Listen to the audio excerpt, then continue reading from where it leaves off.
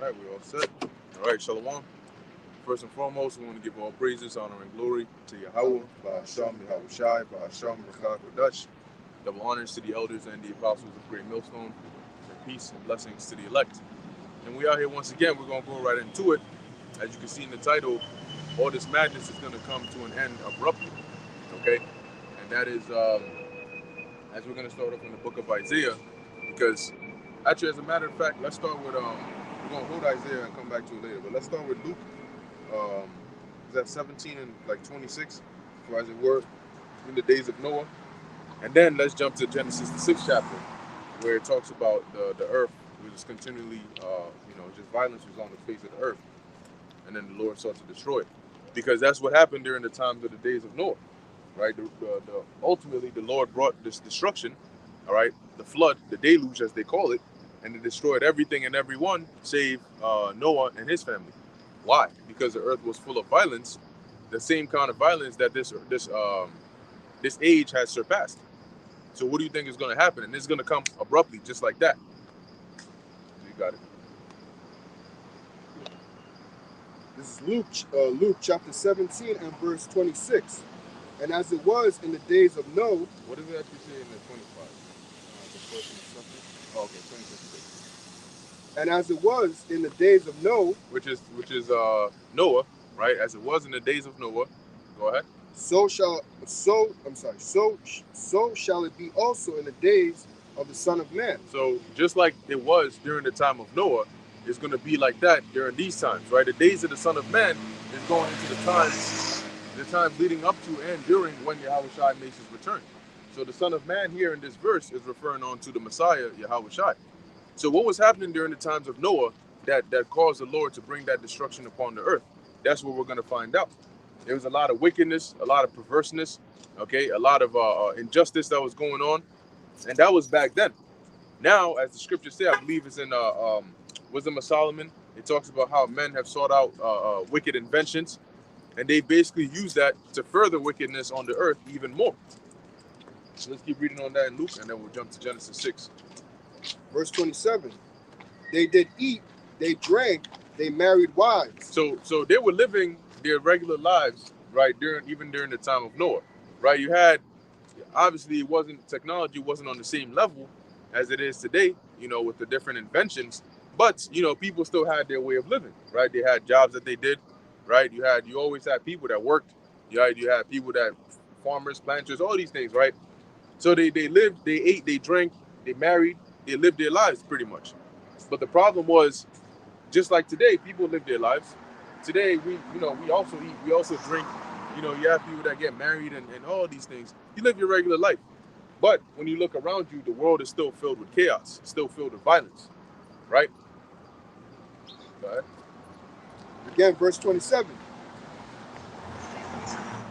They did eat, they drank, they married wives. Mm-hmm. They were given in marriage until the day that Noah entered into the ark. So what was happening was the Lord told Noah that, hey, I'm going to bring a flood to destroy the whole earth. I'm about to destroy life, as we're about to read. And he warned Noah. He told him, look, build an ark, because when it comes, that's how you're going to get delivered out of it. Now, keep in mind that at this time, actually, maybe we can find it, right? It talks about how, it's good. But I'll just paraphrase it. At this time, there was no such thing as rain. Before the Lord brought that flood, there was no such thing as rain.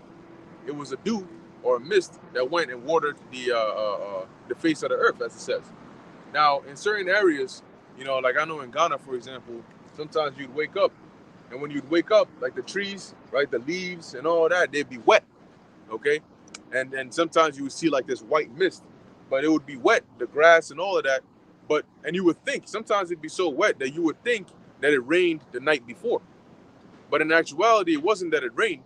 However, you have, I forgot the exact details, but I read about it, where at dawn, as the sun is rising, because when the sun sets in the nighttime, it gets pretty cool. So the leaves start to get cool, and then as the sun is rising and that heat starts to come in, it hits a certain point where the coolness of the leaves starts to turn into liquid. And then, you go around and you touch it and it's all wet and so on and so forth. That's why it's usually early in the morning that it's like that.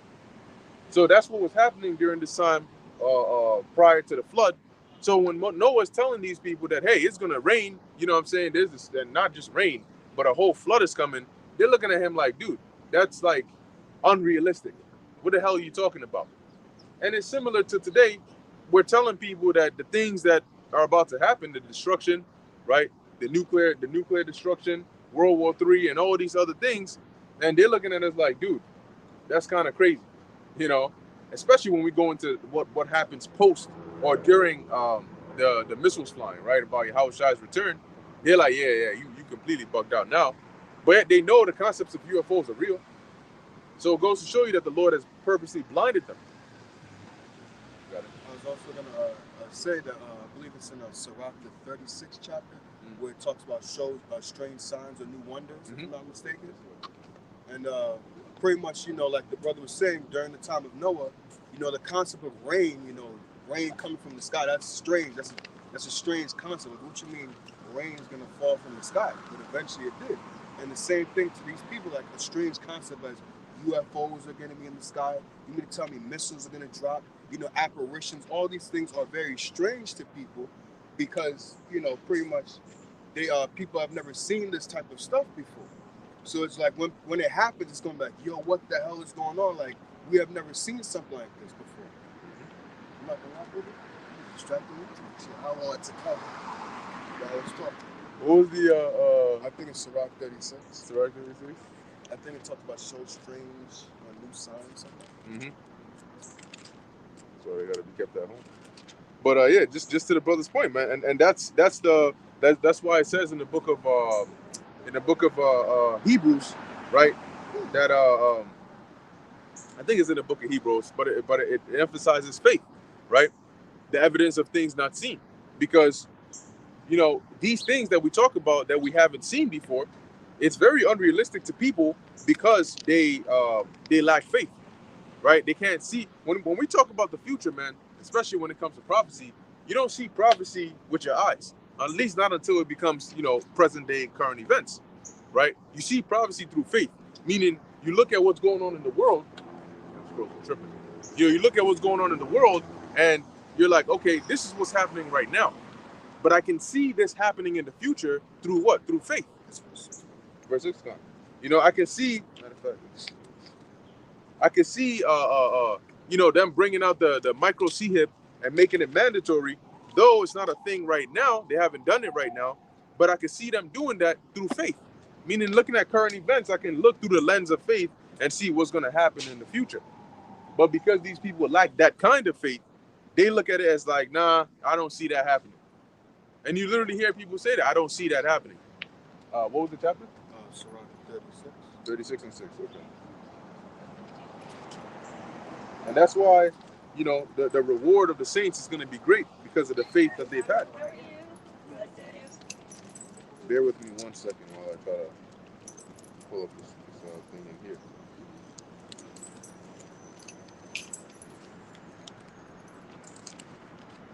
Anyway, this is the book of Sirach, chapter 36, starting at verse 6.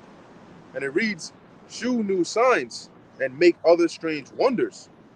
Glorify thy hand and thy right arm, that they may set forth thy wondrous works." Right, so that's those new signs or strange wonders, pretty much going back to during the time of Noah, you know, rain coming down from the sky.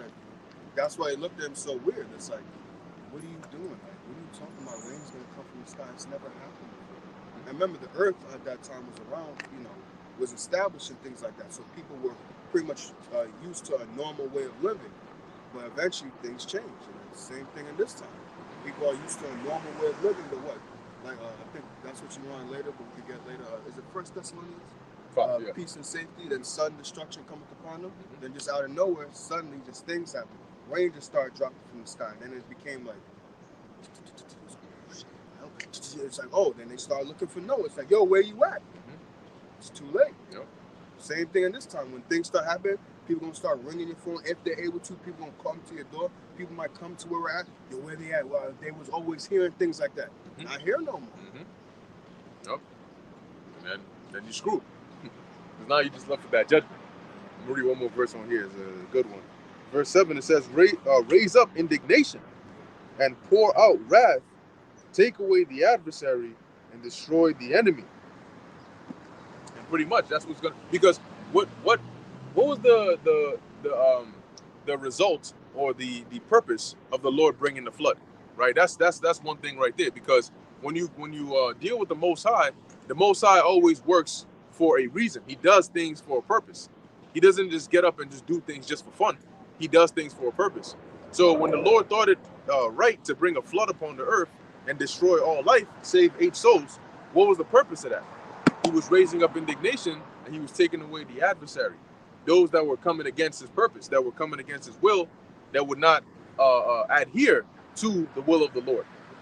Okay, but sought out wicked inventions. All right, and because of that, the Lord brought judgment upon them. And that's the thing. People are so hard-headed, right? They don't take heed to the message of the Lord. They don't take heed to the warnings. Not then, not now. But yeah, let's go to Genesis 6. So it's going to be a real interesting time. You know, it's like the professor is every day he's telling you, hey, there's an exam coming, and you are not studying. The real interesting time is going to be when the exam actually comes. We're going to see how everybody looks on that test. Shalom, bro. All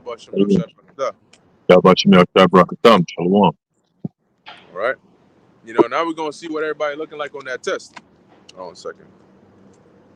Cool. Anyway, whenever you're ready. You can start, you can start at decent point. Maybe before verse. Yeah, start at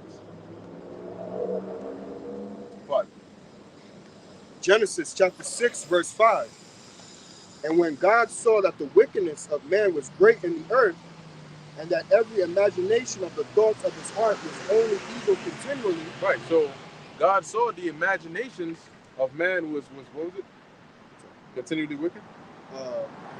And that every imagination of the thoughts of his heart was only evil continually. Con, run it back from the start. Gotcha. Genesis chapter 6, verse 5. And God saw that the wickedness of man was great in the earth. There you go. The wickedness of man was great in the earth. So everywhere you look, you see, people performing all manner of wickedness. The wickedness according to the opposition of the ways of the Lord. Okay, because the ways of righteousness were known in the world, but people wanted to go about doing wickedness, and the Most High saw that, and the Most High, it pissed him off, right? As He has established the ways of living when He made us, that was like the contract of life. You are alive on my earth that I made. You're gonna live this kind of way. But it was continued violence, just like you're seeing today. That's why it says, as in the days of Noah, so shall it be in these times. So when you turn around, like every 2 seconds, there's some news about some form of crazy ass, shit that just went down. Whether it's somebody attacking somebody else, some crime. I saw some information yesterday about this mother who's, was it 3-month-old, died from a seizure because the mother apparently gave her a back cracking or a back stretching or some shit like that. What the hell is that about? And then the day after, the child got a seizure. And then when the seizure passed, instead of this woman to call the first responders, she went back to sleep because thinking that it's all good. And then when they finally came and they took the baby ended up dying. And then when they interrogated her, they said then she finally admitted that she gave the baby a back cracking. What the hell? She basically on some acupuncture type shit. Once again, what's going on in these people's heads? So what you're seeing now is a lot of people that are unfit to be in the roles that they're in. Okay, you pretty much got a bunch of babies, threw them in adult bodies, and you put them out to go live an adult life, and that's why you have all this chaos going on. And even more so, I did a lesson on this, right? I think maybe a couple of days ago about the migrant situation, right? You had that situation over there in Germany, and now what they got going on is now their politicians and whatnot are openly coming out and saying, look, this is a problem, this is a crime issue, and the narrative they're pushing there is Islam. They're pushing that like Islamist terrorist stuff back again into the mainstream media. Okay, on that front. And interestingly enough, the situation that was going on in the UK, once again, as it was all going on, it was being directed into this like migrant Muslims doing this. Because remember, when you go back to the letters, right, between Albert Pike and such, the main focus of World War III was going to be between the Zionist regime and the Islamic world, right? And so with everything going on in the East right now, and then you have these pockets of different things right now, they could eventually tie it all in together. Okay, but long story short, you got places, I think this is in the U.S., where you got these migrant gangs pulling up straight up guns, you know? So they came up in the complex, they pushed out the owners, and then they're in there now collecting the rent. You know what I'm saying? So this is what's going on. Every 2 seconds, everywhere you turn, it's just violence. Violence has become the new norm. Right? Genesis chapter 6, verse 6. And it repented the Lord Yahweh that he had made man on the earth. So meaning that the Lord, when you repent, you regret, right? You regret and you want to undo. You know, like you do something and you're like, damn, I shouldn't have done that. You know, and then you start thinking about, damn, man, why did I even do that? I shouldn't have done that. That's how the Lord felt when he looked on the earth and he saw all this going on. It repented him, you know, that he had made man upon the earth. Like, now how much of a demon you got to be? It's like being such a badass kid that your parents wish they never had you. That's pretty extreme, right? Because even by nature, the love of a parent to their children is pretty strong, right? Even wicked individuals, like Yahushua said, you know, whose child would ask them for, what was it, like an egg or something, and they'll give them a serpent, right? So even the wicked wouldn't do that to their children. It's going to show you that natural bond between the parents and their children. So how much of a demon you got to be for your own parents to wish that they never had you? Well, think of it like that. How bad did the things have to be to where the Most High wish he hadn't created us or created man? It's pretty bad. Go ahead. Hey, but that's exactly what's happening now, and that's why the Lord said He's only going to save the elect, because the rest of the nation have become abominable, where there's nothing He can do about it. Right? As in Isaiah. Let me get that real quick. Isaiah, the first chapter. Right? The Lord was asking Israel, why should ye be stricken anymore? Right. Right? Because it's like you shall rebel more and more. Like the more I strike you, the more I beat you to correct you, the worse you get. So I just got to do away with you, and then take out the ones that I can actually work with, and start this thing all over. And that's the whole entire story of the Israelites and their power. Okay, this is the book of Isaiah, chapter 1, start at verse 3. It says, actually no, let's start at verse 2. It says, "Hear, O heavens, and give ear, O earth, for the Lord Yahweh hath spoken. I have nourished and brought up children, and they have rebelled against me." Okay, so it started off as a family, okay, with the house of Abraham, house of Isaac, and house of Jacob, and then eventually became a nation. Okay, and the Lord nourished us in the time of Egypt. Right, we went from a small little family of about what 70 people, right, and then we became a nation of so many that the Egyptians started to plot and scheme against us because of our population growth. You see, so the Lord said what? Verse 3, it says, "The ox knoweth his owner." Right, an ox is an animal in the kin of cattle.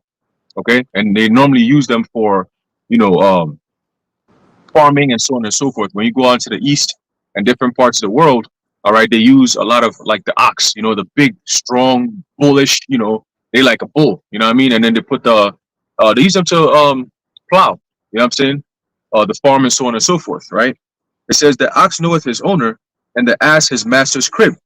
Okay, meaning what? His master's stable that he may have him in, so they can go out and be out there in the woods somewhere, whatever the case may be. Right there, at the end of the day, in the evening when the sun goes down, they all come back to where they supposed to be at. Okay, it says, "But Israel doth not know, my people doth not consider." Why? That's why we're formerly known as the lost tribes of the house of Israel. Okay, because we're lost. We didn't know our power. We didn't know our name of our power. All right, our identity. Okay, our customs, our nationality, all these things was lost onto us. It was taken away from us. Okay, so it says, verse 4, "Ah, sinful nation," and that's why we became sinful. Okay, a people laden with iniquity, a seed of evildoers, children that are corrupters.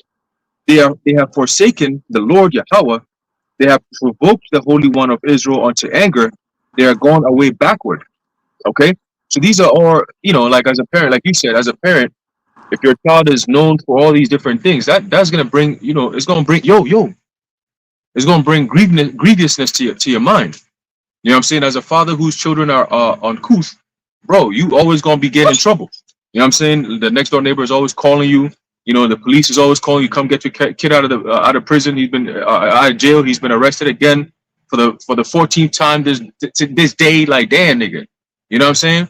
Like the neighbors is like, they know. Oh, that's so and so's son. Oh, that's an embarrassment. You know what I'm saying? You know what I'm saying? That's so and so's daughter. Oh, that's his daughter. Oh my God! Wow, I can't believe that. You can imagine what kind of upbringing they're getting. You know how people talk. You know what I'm saying? And that's grievousness to a man's mind. But we live in a society that encourages that type of shit. You know what I mean? But the Lord has something for that. All right, verse 5, it says, why should you be stricken anymore? You will revolt more and more. The whole head is sick and the whole heart faint. Okay? So no matter what you do from top to bottom, right? The so-called leaders that are put in position to guide Jake and so on and so forth, they're gone. Okay, the adults have become kids, like you said. How you a whole parent, a mother, but yet you talk about you cracking a 3-month-old child back? We're like, who's going to think of some shit like that? Even a child would even think of some shit like that, even if you give them a toy. You know what I'm saying? They wouldn't even, let me crack the toys back. You know what I'm saying? Like, no, you know? But it goes to show you what kind of people, what kind of degenerate people that are on the face of the earth right now, calling themselves so-called Black, Latinos, Native Americans, who are actually the Israelites. Okay? Um, but yeah, you got it, bro. Yeah, man. And that's why, like the title says, all this madness is gonna come to an end abruptly, because you got mad you got madness in Israel, you got madness outside Israel. Real quick, as a matter of fact, when you finish your point, I'm gonna actually find this precept in the Apocrypha and I'll let you know. But you can bring out your point. Yeah, this is just the same precept that the brother brought out, but just a little bit more in the Amplified. So this is Isaiah chapter 1, verse 5 in the Amplified. It says, why should you be stricken and punished again, since no change results from it? You only continue to rebel, the whole head is sick, and the whole heart is faint and sick. So basically going into that, showing you that when the Heavenly Father brings a judgment, that's supposed to enact a change in our people. Even when the Heavenly Father puts somebody to death in our nation, that's supposed to make our people stop and say, whoa, what's going on here? The Heavenly Father must not be okay with what's going on. Let's, like it says in Joel, let's call a solemn assembly, let's fast, let's, put ashes upon head, let's grieve. But no, Israel just continues to do the same thing over and over. And then, they go out there, they march, they ask for justice, not realizing that this is the Heavenly Father doing this to you because he wants to see a change from you. And because you don't change, the same things continue to happen. Let's get this here. 2nd Ezra chapter 9, verse 30. And just like brother said, man, because you got madness in Israel, you got madness outside of Israel. When I say that, I mean amongst those that know that they're Israelites, and then those that don't know that they're Israelites, right? Or that know but don't believe it. They don't believe it, therefore they can't receive it. But just like it was in the past, right? But the difference is, in the past, we knew everybody, all Israelites knew they were Israelites for the most part, right? You had even those that were in foreign lands. Those that were in foreign lands, but they knew, right, that they were Israelites. They would be able to come back to the land X, Y, and Z, right, until you had the scattering that went more and more. But the point is, the Lord revived us now, right, because of the wickedness we were doing back then. He took his face away. He took away his presence. He took away our heritage, and then now he brought it back. And then just as he brought it back, the niggas that corrupted it in the first place rushed right back. So it's that's why the Lord is going to do something different. Now we understand why the Lord has to put those laws, statutes, and commandments within us, because if he didn't, the cycle would just repeat over again. What would be the point of all the way from Adam up until now? You'd just repeat the same thing again. If the Lord took everybody as they are into the kingdom, guess what? The kingdom wouldn't be the kingdom. We would be right back here again. Okay? So this time the Lord took measures to ensure that this time is going to be done the right way. You got it, bro. So verse 30, right? Yeah. Second Ezra chapter 9, verse 30. And thou spakest, saying, Hear me, O Israel, and mark my words, thou seed of Jacob. Right, so take note of the things that I'm going to tell you. Go ahead. No, that's sin, brother. It's sin. Yeah. It says mark right there. Yeah, that's sinning in all its various ways. What was it, religious and political? Yeah, both religious and political. You can't forget that. Always got to include that. That, like the Apostle to Heart says, that's their package response. You know, they teach them, they train them. You know, make sure whenever they mention the mark, anywhere you see mark, it's sin in all its various ways, political, religious, and all that other stuff. All right, you always got to have that in there. And then when it comes to the name, you got to tell them, nope, we know it's Yahushua, but we just say Jesus because, you know, the people out there, they can't get it. What do you mean they can't get it? That's why you're teaching them. Okay, so you go to English class, right? Or whatever course you're taking, and the professor introduces something new to you, but you say, you know, I'm not used to that. I don't really understand that. So they tell you, okay, we're not going to introduce it to you because most people don't understand it. So why the hell are you in the class? You're not in the class to stay with your lack of understanding. You're here to learn something new. So if you come across something new and you learn it, it's a new disease, right? Maybe you know somebody has a sickness. They go to the hospital. The doctor tells them, hey, you have X, Y, and Z. They're going to go and learn, okay, what is X, Y, and Z? They ain't going to say, well, doc, I don't know what that means. So let's just call it a day. So you can't just sit there and say, oh, well, because that people are not used to the name. Yeah, they're not used to it. That's why we're here to make them used to it. Okay? That's the point of teaching. But anyway, let's go back in there. Verse 31. For behold, I sow my law in you, and it shall bring forth fruit in you. So now the analogy being used here is likened onto when you sow, you plant. Okay? The sowing is when you open up the ground, like the brother was going into. You have the oxen and stuff, they break up the ground, and then you sow like as if you're planting a seed. Open up the earth, drop the seed in there, cover it up nicely. Okay, but you got to have that rich soil. Sometimes they mix in that manure. You know, they mix that manure up in there, and then bam. Okay, and then you water it. So what you do is you make the beds. Now, we used to do that when we were younger, right? You know, you have your little tomatoes and shit. You make the beds, and then you know, make the little holes. Sometimes you get the little black bag, and you put the sand in there, and then you put that into the earth and all of that. Long story short, the analogy here is the Lord is saying, like, he's likening us onto earth, and his law like onto the seed that is sown within us. And the point and the manifestation of that was when he gave us those law, statutes, and commandments. So by us being aware of it in our minds, it's supposed to affect the way we behave. Just like when you plant the seed into the earth, it's supposed to bring fruit. Right? So verse 31 again. For behold, I sow my law in you, and it shall bring forth fruit in you, and ye shall be honored in it forever. Yeah, and so just like when you plant an apple, you plant the apple seed within the earth, and then it grows an apple tree, and then you have the fruits, and then it gets its honor. You know, okay, damn, this is some good ass apples. Where'd you get? Oh, that's that tree that I planted. Oh, beautiful tree. You know, so when you read even in what's that, Deuteronomy the 4th chapter, it said that this law would be, you know, our wisdom in the sight of the nations. Okay, so had our fruit not been corrupted, then this would have been our honor, because this is what sets us apart from everybody else. Right? Verse 32.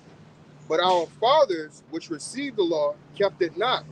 There you go. Our fathers, which received the law, kept it not. So the original intention of the Lord was to sow his law within us and for it to bear fruit, i.e., we would keep it and we would be that glorious kingdom. And our kingdom would not be translated to another, because we would keep the law, statutes, and commandments perfectly. But our fathers didn't receive it. Go ahead. And observe not thy ordinances, and through the fruit of thy law did not perish. There you go. Read that again. And though the fruit of thy law did not perish, neither could it, for it was thine. Go ahead. Yet they that received it perished, because they kept not the thing that was sown in them. Yeah, so pretty much what Ezra is saying here is the law itself could not perish. The effects of keeping the law would not just disappear. But in this case, those that you planted the law in, they're the ones who perished because they couldn't keep it. Okay, go ahead. What's that? Is that Hebrews finding fault with them? Yep, we can get that too. Hey, What real exactly? quick, Exactly. Go ahead. quick precept. The point that you're making is beautiful because Yahushua mentioned the Heavenly Father as being the husbandman, right? So Yes. Israel is the vineyard or the land, right? And the Most High is the husbandman, and He planted His law, right, within His vineyard, right? And when you read John the 15th chapter, I'll read it real quick. Yahushua says, "I am the true vine, and my Father is the husbandman. Every branch in me that beareth not fruit, he taketh away." Right? That's the job of a husbandman. He prunes the trees, right? He unplucks all the extra vegetation that could eventually kill off the actual plants that you want to grow. Right? When you have a garden, you always gotta like dig around the area where the plants is growing at, because sometimes you might have unnecessary grass growing and shit. You know what I mean? And they take up some of the nutrients and block off the plants that you have, maybe tomatoes or spinach or kale or lettuce or whatever the case may be, right? So the husbandman will come in every couple of days or so and then kind of like weed around, pick out the debris and all that, straighten out the vines that are kind of crooked. Sometimes you put a stick in there so they could kind of bind around it to guide it from traveling everywhere and shit, growing everywhere and shit. So that's the job of a husbandman, right? It says, and he what? Every branch in me that beareth not fruit, he taketh away. And every branch that beareth fruit, he purgeth it, that it may bring forth more fruit. Okay? So when you purge it, what happens? You unpluck it, right? You unpluck all the red, like let's say you have a tomato, I have one right here. All the red, you pluck them off. And then the green ones, you leave them. You're pruning it, you're purging it. You know what I'm saying? So it can keep on bearing more fruit. You know what I'm saying? You have harvest season, right? If you don't bear the fruit or if you don't pluck the fruit, what happens? It goes bad, it falls, it rots. So you have to come in and pluck all of them, do what you gotta do with it, and then the very next season it can grow again, like oranges, apples, so on and so forth, right? Um, but another precept that I want to bring out real quick, this is a book of Matthew 21, of Matthew chapter 20, verse 1. It says, "For the kingdom of heaven, which we are the kingdom of heaven," right? How Shai said that the kingdom is already in you, right? So it says, "What? For the kingdom of heaven is like unto a man that is an householder, which went out early in the morning to hire laborers into his vineyard." Right? So another householder in this case, being that it's referring to a vineyard, is also a husbandman, right? It says, "And when he had agreed with the laborers for a penny a day, he sent them into his vineyard." Right? So that vineyard that comes with what? As you read through it, it's pretty much talking about the laborers, meaning the prophets, those who are coming out and teaching the laws of the Heavenly Father and teaching His people. Right? Like you mentioned, we're not here to tell you about things that you already know. We're here to teach you about the truth. Okay, and the truth, for the most part, is something that you're not even aware of that even existed. See, so our job is to bring it to you. See, the Apostle Peter said, "What? Stirring up your pure minds by way of remembrance." Right. So we have to come in and bring the remembrance, by way of what? Going back to the scriptures. That's where our remembrance is at. That's where our history is at. You see. So we're just tying it in and bringing it to you. But the number one way of tying it all in is the names of the Heavenly Father and His Son. Okay, because that's what sets us apart from all these other nations. The name of the Heavenly Father and His Son. You see, and that's what separates the elect from those who are of the non-elect. The name of the Heavenly Father. You see, so when you have other camps coming out and saying, "Oh, the name is that important, you can call him whatever you want," you're talking about a different God, because the God that we serve, His name is very important, right? He said, "You shall not take my name in vain." Right? What does that mean? So these other camps, they have a lot to answer for. All right, and they have a whole lot to answer for. Okay, and that time is coming. But I just wanted to bring that out real quick. You got it, bro. That's right. That's right. And that example you gave, tying that in with the Lord being the husbandman, was real good because, based on what we're reading here, as Ezra is saying, that he's acknowledging at least, right, that the Most High, the first go around, planted His law within us, being the earth, and we were supposed to be that tree that grew up and bore fruit, right, which were the ways of that righteousness. However, that didn't work out. We didn't receive that. Because sometimes you plant, but then it doesn't grow. It just doesn't come out right. The plant comes out a little bit, then it dies, or it just doesn't even germinate. But what the Lord ended up doing was He planted it in the Yahushai. Okay, and then Yahushua became that. That's why he said he is that vine. Okay, and so through him, we bear the fruits of righteousness. Okay, rather than through the law that was sown within us, he sowed. If you really think about it, he sold the law in Yahushua, and he kept it perfectly, and he sold Yahushua in us. Okay, hence we are in that same body. Okay, because Yahushua is the only one who could keep it perfectly, so we grow through him.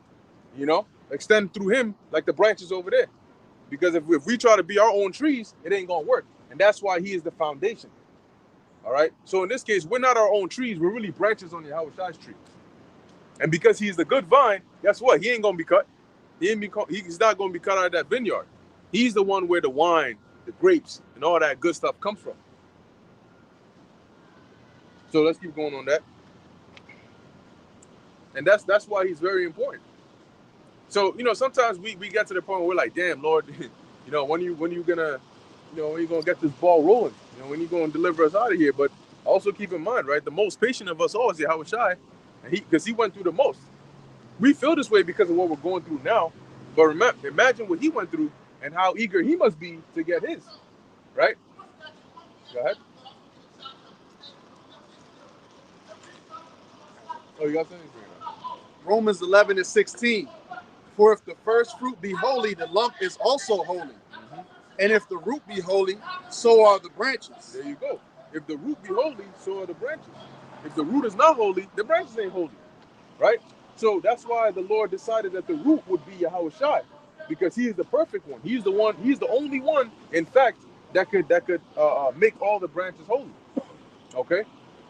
Because that's why he said, I have planted thee a noble vine. How hast thou become this degenerate plant?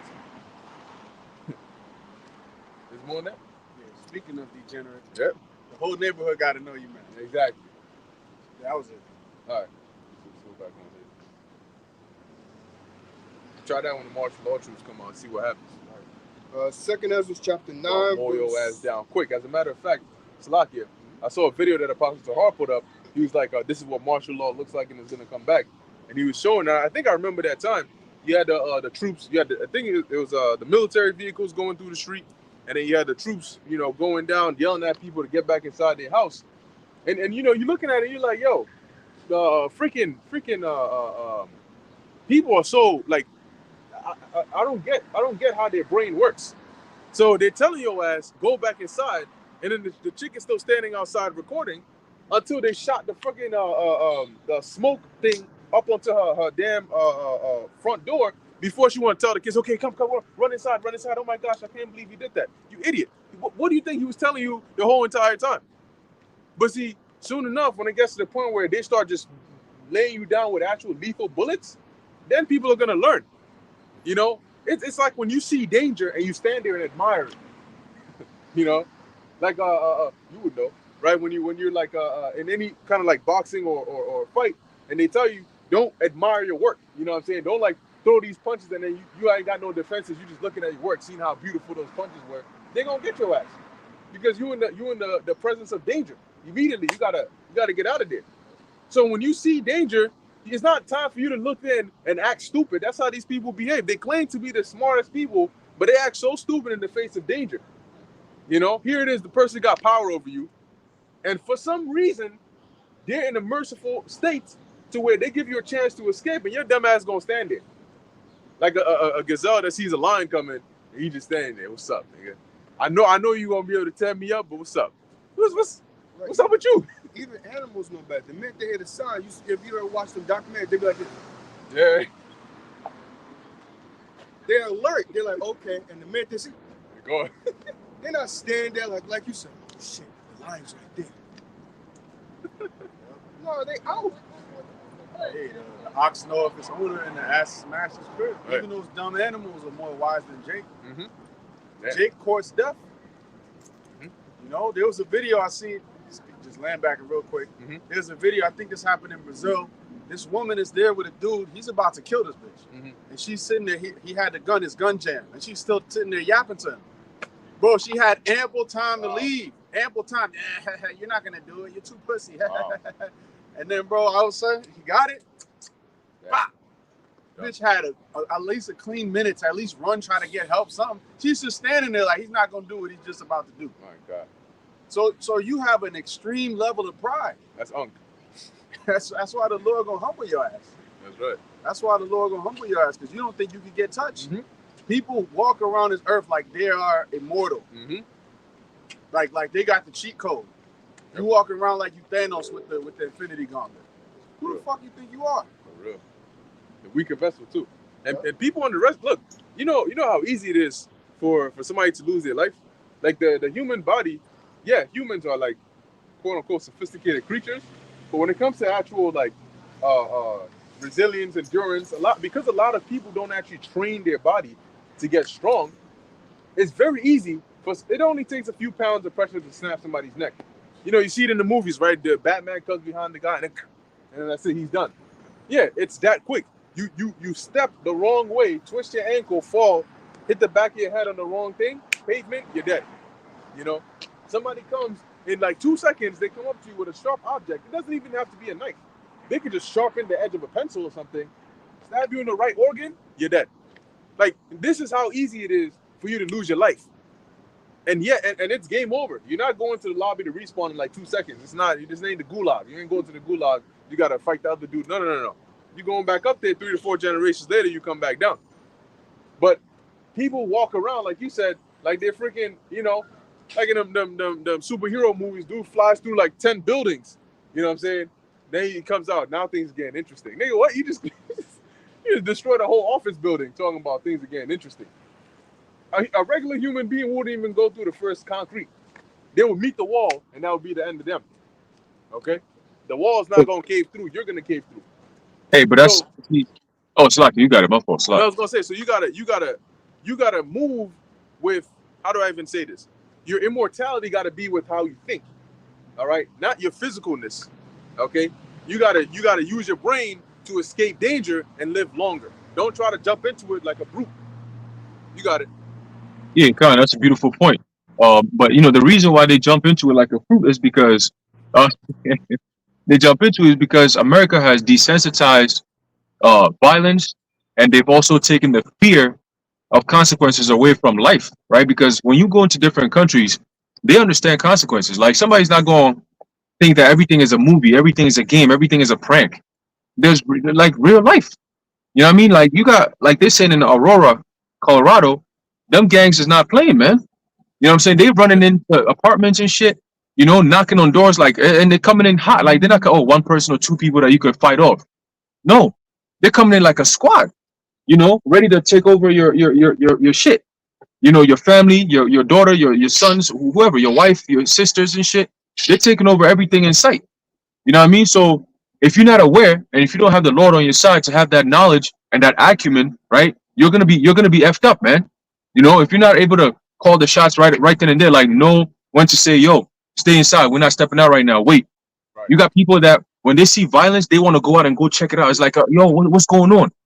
We the type that we don't care what's going on. We know something's going on. Let it happen. It has nothing to do with me. I'll find out after.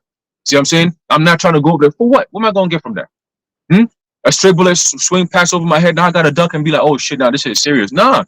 You know, there was actually a video I just saw. I was actually going to upload it, but it's a little too much, so I might not even do that. But it's out there in Chicago, and it was like a whole bunch of Jakes, and they were trying to do, like, I guess they were doing a rap video or whatever. And in the midst of doing the rap video, they hear gunshots. So they also start taking their guns out, and then it's just guns blazing. Like, it's like a war zone. Yo, for like a good minute straight, all you hear is gunfire, pop, pop, pop, pop, pop, all over the place. I said, yo. And then once it settled down, you hear, yo, where he at? Where he at? I'm like, they're still going? After a whole minute of just going back and forth, yo, niggas should be out of there already. Yeah. You know? But this is the norm, man. So to them, it's just like, oh, yeah, it's just another day. You know, they're desensitized to violence. They're desensitized to wickedness. That's a sick society, you know, where consequences stare you in your face and you're just like, yeah, whatever. I'll just go ahead and do it. I got a quick research. This is a book of Proverbs, chapter 19, verse 29. It says, judgments are prepared for scorners and stripes for the back of fools. Okay, so that's a foolish woman, like the example ICR gave about a chick that, yo, somebody pulls a gun on you or a weapon on you. What do? You know, you try to either de-escalate it, or if you've gone past that stage of de-escalation, you got to do fight or flight. You know what I'm saying? At that point, ain't no, oh, haha, it's still a joke. Nigga, he don't look like he's joking, so I'm not joking. You know what I'm saying? Like, that's just how I got to be. You know, but these people don't think like that. Everything is like they think they're in a movie or some shit. Like they think they're celebrities. Like nothing could touch them. Like you were giving examples of how easy it is for the Lord to take your ass out. Like people are very, very fragile, especially this generation. Okay, when you go back into the time of the Greeks, Jake was strong as hell. When you go back to the time of the Romans, Jake was strong as fuck. Compared to now, Jake is still strong now, but not as strong as we were back then. You see? So all that rah rah shit, bro, the Lord's gonna cut that shit quick. All right, a lot of them is ill. Hey, it's about to be a wipeout very soon, man. They bring in the troops. Okay, they are bringing in the troops, man. They're not playing. You know, and like you said, the elder Apostle Hall's video that he posted, some years ago. I remember that shit. That was years ago. And I seen that shit. I was like, oh shit. And that was a trial run to see how people react. That was a time where niggas should have been taking the streets and saying, yo, you can't be coming to our communities and doing all this drills over here. We're not with that shit. But niggas, hey, nobody cared. They just ran into their houses like the chick. You know, oh my God, chick kids, it's getting serious. Get inside. They're gonna be running a lot of people in very, very soon, man. Been seeing a lot of United States Air Force planes flying around a lot lately, right? I've been seeing military troops at gas stations a lot lately too, right? I've been seeing military trucks around, you know what I mean? Helicopters flying real low, you know what I mean? So it's kind of like, all right, what's up? What's going on? Anyone seeing what's going on here? You know? But see, we pay attention to all these things because scriptures tell you, right, that the prudent man foreseeth the evil to come and hideth himself, you know? But the fool will walk on and gets punished. You know what I'm saying? But you got it, bro. Yeah, hey, just like you were saying, I saw a video yesterday on there was like this guy who recorded I think it was like the army or so taking over a hotel in NYC. He when he went there, he saw them at the front. He's like, "Yo, isn't this a public hotel? What y'all doing here?" You know, and then the guy in the uniform was like, they're here at the request of the state." He's like, "The state?" So he comes up in there, he follows them in there, and he's recording. And he's like, usually when you go into a hotel, you got the people at the front who like check you and shit. These guys are on military uniform, and he's recording. He's like, "What the hell's going on here?" Then some chick comes out and she's like, "Oh, you can't be recording in here," and blah blah blah. So he leaves out, and he's like, "Yo, this is what's going on. There's got army people just taking over regular hotels and shit." So you wonder how it is when some state of emergency gets declared. These people just pop up out of nowhere. Where the fuck did the troops come from? Because they were in them hotels, they were in them areas. They position them in different areas, nice and good. And then the second point, as you were saying, these dudes going back and forth, pop, pop, po, po, yamiku, pit. They doing all of that. And it's all fun and games because a lot of these people don't have aim. So they know that over 1 minute, maybe 2 or 3 people get shot, unless they're close up. If you ever look at them videos, what they do is, the dude is over there, they'll come up mad close, on some mad close, and then pop, and then they'll run away and shit. No aim. Now, because of that, they have that comfortability of like, oh, this guy starts firing shots, I got enough time to take out mine and start firing back. When the troops come in there, they're like freaking what's this guy's name? Dead Eye, whatever his name is from Suicide Squad, the guy that Will Smith played. Yeah, that's how them troops are coming in, from long range. And all you see is you got your little gang. All you see is bodies dropping with every shot. Next thing you know, this guy's out, this guy's out, this guy's out. When that happens, they gonna know what true fear is like. They gonna know that when they hear bullets, it ain't the time to try and start taking shit out because you don't have that time. Snipers on the roof, okay? And these guys are like, they're like, one shot. Boom, boom, boom, boom, boom. That next thing you know, you level. So I mentioned this in the video that I did, which is this is sort of starting to look like the first purge, where they did the experiments. The regular people weren't giving them enough violence, so they had to send in them agents to come and bring the violence. So now they're like, these American people, yeah, they'll like, get crazy and shit, but they're not getting as crazy as we want. Sending them dudes from them third world countries, sending them agents, sending them in, bring them into the country. And if these people won't do it, let these people do it. Okay? Let them be the ones who come with the guns. Let them be the ones who, when we send troops out in the streets, they're going to fire back. Because that's what they want. They want people to look, fight fire or fire, right? When people are out here protesting, they bring rubber bullets and water cannons. But if people are out here shooting with lethal weapons, then they're justified to bring in troops who are gonna, use deadly fire, because they're gonna say it's either you or them. That's what they want. But the average American citizen ain't gonna do that. So you bring in the migrants who gonna do it, mixed in with agents. Now you got yourself a nice, a nice narrative. So where we at? So yeah, the point is, it's gonna get real out here, and people are not gonna be going about yapping their mouths. No, they're gonna shut it quick. Go ahead. 2 Ezra chapter 9 and verse 33. Yet they that received it perished because they kept not the thing that was sown in them. Right. So you received the law, but you didn't keep it, so you perished, because we were, under the law. You faced the penalty of it, and the scriptures tell you that the wages of sin is death. Well, what is sin? The transgression of the law. Go ahead. Verse 34. No. It is a custom. Yes. Yeah, sin is not transgression of the law. Sin is the MOTB. That's it. It's all its various ways, both political and religious. Remember, it's that thing that the white man is gonna put in you, where it's gonna make you think sin and it's gonna make you do sin. All right, that's this. Wherefore it is said, sin is in all its various ways. Nah, you got it, bro. That's it. Right? Because everywhere you see the word bark, now you gotta think of that. You gotta think of that sin. That's it. You got the sin, brother. Hey, wait, that's it. That's what it's about. That's what it's about. Right here. That's what they're gonna come. So the cops pull up on you. You go to the supermarket, and then you trying to buy something. They gotta check the records and see how much sin you committed. You got sin in all its various ways, political and religious. Yeah, I do. All right, let me scan that for you. You have a good on. You see how stupid this shit is? But somebody actually sat there and thought this is a good idea, and they teach it with confidence. And don't let nobody tell you that it's no microchip, man. It ain't no microchip, man. It's sin in all its various ways, political and religious. Oh man, it's gonna be crazy, man. What I'm excited to see is when the actual device comes out, like full scale. Because guess what? Believe it or not, they're pushing and pushing and pushing. So when the thing actually comes out, I'm very curious to see what's going to happen here. What are you going to do? Are you going to take it? Are you not? Are you going to talk about sin in all its various ways? That's what we're going to tell you. Right. Here it is. All hell's breaking loose. You come to us. We're going to hold on. You got to have that sin in all its various ways. Right?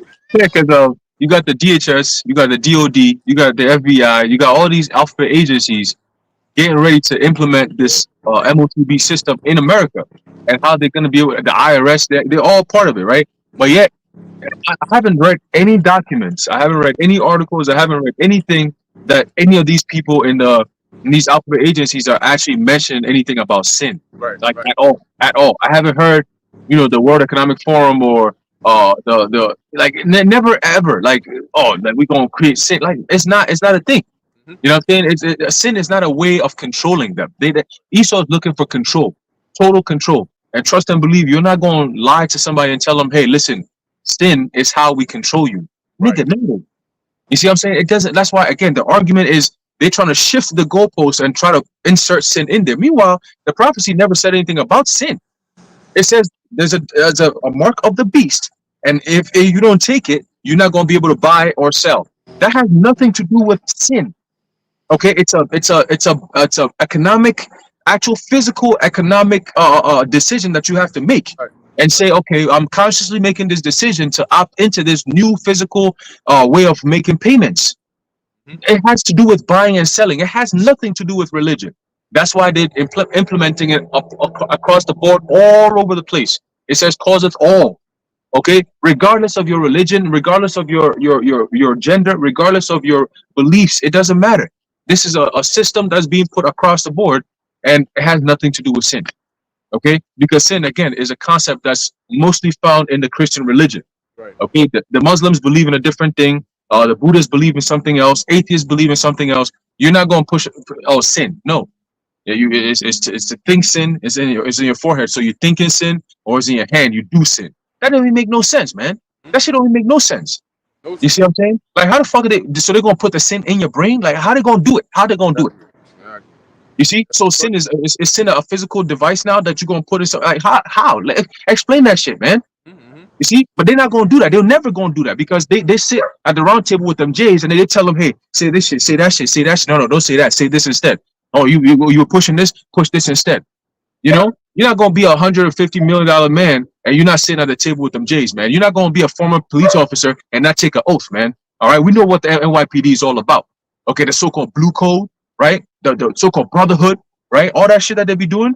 I wouldn't be surprised. All them, you know, the bishop, you know how he be sometimes he be posing with his hands and doing all those little hand motions and shit. We see you, man. We see you.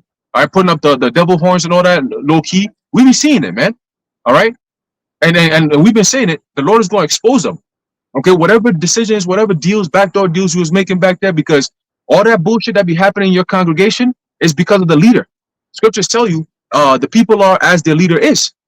So when you have adultery going on, when you have Joy Taylor or whatever that girl's name was that she got murked by one of the members, when you have 22 people who took the jump shot and then they end up passing away, all these different things like death and things that happen that causes death is happening in your congregation. That says a lot about you, the leader, man.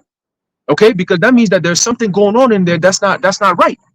Okay, and of course it comes out through your doctrine, but also there's things that's being done behind closed doors, man. Okay, and when the Lord starts revealing that, hey, you know what I'm saying? Now it's gonna make sense. Oh, damn, that's why the Lord kept using these men from GMS to keep getting on these guys. Hey, if you listen to these people, move away because the judgment that's coming, you're not gonna want to be a part of it. Okay, it's a reflection, and it's gonna show, man. The Lord's about to expose all that shit. You got adultery in your camps, all kinds of different shit going on. That says something about you, the leader, man. All right, that says something. You doing some fuck shit over there, and the Lord's gonna expose all that. All right, it's all gonna come out. All right, you turn around, you say, "Oh, the men of the Lord are the rapists. They rape little children." All that. Whoever came up with that conjured up stupid ass idea, the Lord's gonna flip that back on you. Cause hey, there's probably niggas in there who will actually do shit like that. The Lord's gonna expose all that. Watch, you got it, bro. You know, what's interesting is damn, what was I gonna say? Oh, yeah. So what's interesting is, like you mentioned, right? When like Apostle Hard, like the elders, they'll tell you how back in the old school, there was like Apostle Gabar mentioned this, you know, quite a lot. That in the old school there was like adultery going on because how the women would come, they would dress a certain way, then they would sleep with this guy, sleep with this guy. So what did Apostle Tahar do? He first banned the women, and eventually they shut down the whole thing, right? Then you turn around and then you hear about, okay, there's adultery going on in this congregation, the IOIC. What do? They just put them on blast and then keep everything as is. So you're not stopping it. You're not taking action to. If you put it on blast, people are just going to keep it lower key, okay? But it's not going to actually stop it from happening. So the decision that the Apostle Hart took was, you know what? Just shut the whole shit down. And at this point, then you're not even allowed in here. So then whatever you're doing, it ain't in here. But at least I've done my part to the best that I can to make sure that I squash this shit, because that's not what we're here for. But when you don't care about the actual righteousness, and you more so care about the size of your congregation, all this extra stuff, because how much money would the IUIC lose if they said no women allowed in the schools? You know, how much money would they lose if they said, you know, they stopped all the extra fancy stuff and they just kept it straight to the doctrine? It's like they'd be like a stock that just started to crash, just like that, and they're not willing to do that, you know. But anyway, go back to where we're at.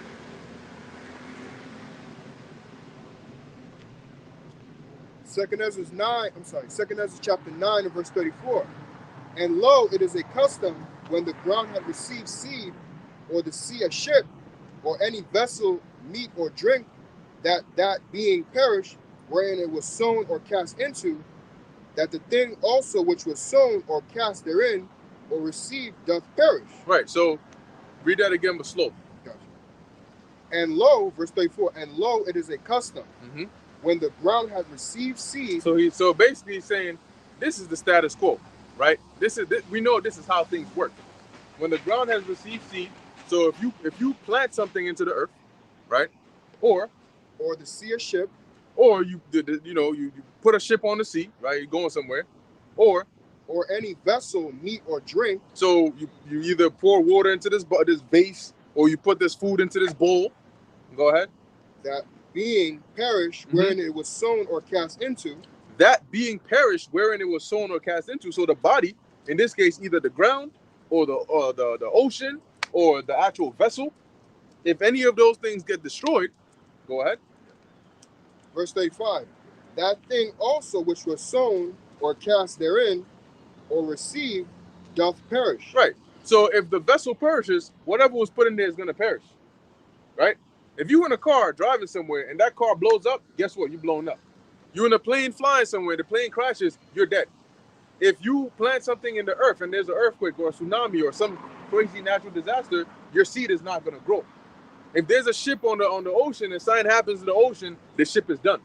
If you put water inside of this vase, or you put food inside this vase, and it gets caught in a house and there's a fire, the thing is destroyed. So the point Ezra is making here is customary that when you put something into a vessel or into some outer thing, if the thing that is put into is destroyed, then the thing that's in there is also destroyed. If a baby's in the mom's stomach and the mom dies, guess what happens to the baby?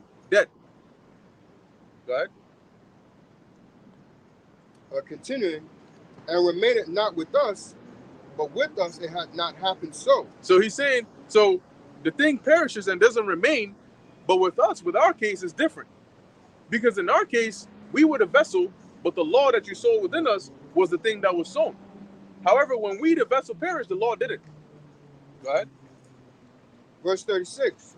For we that received the law perished by sin, and our heart also which received it. So we perished, meaning that the Lord put that law, we made that agreement. This is how you're going to live from now on. You know, this is how we're going to live from now on. But by deviating from that, we ended up perishing. But guess what? The law stayed the same. And that's why, like you quoted earlier, in the book of Hebrews, it says, for finding fault with them. The problem wasn't with the law. The problem was with us. Go ahead. Verse 37. Notwithstanding, the law perisheth not, but remaineth in his force. So the law is still effective as ever, even though we, the vessels that it was planted within, perish. Okay? And that's why the Lord said, okay, so I see what the problem is. The problem, and this is just like basic problem-solving skills. Whenever you have a problem, people are so used to immediately just guessing. Oh, I think it's this. Let me try this. Oh, I think it's that. Let's try this. Oh, let's try this. Just because it's the first thing that popped into their heads. That's the wrong way to go about it. The first thing you're supposed to do is to assess find out what the actual problem is. When you hear a car, your weird ass sound in your car, find out what the exact problem that's causing that is. And then you can actually implement a solution. You don't just throw solutions at it, hoping that something sticks to the wall. You're wasting time, effort, and money. Is the iPhone or is it Android? Oh yeah, all right. No, I don't need that. But you can keep going on that.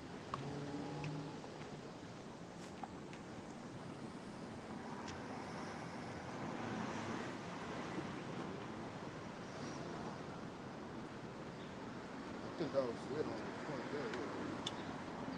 Yeah, that was it on the point there. That was on that? Yeah. All right. So where were we? What was the other one we wanted? Hebrews 8? Yeah, let's get that. And then also 1 Thessalonians 5. We wanted that too. This is the book of Hebrews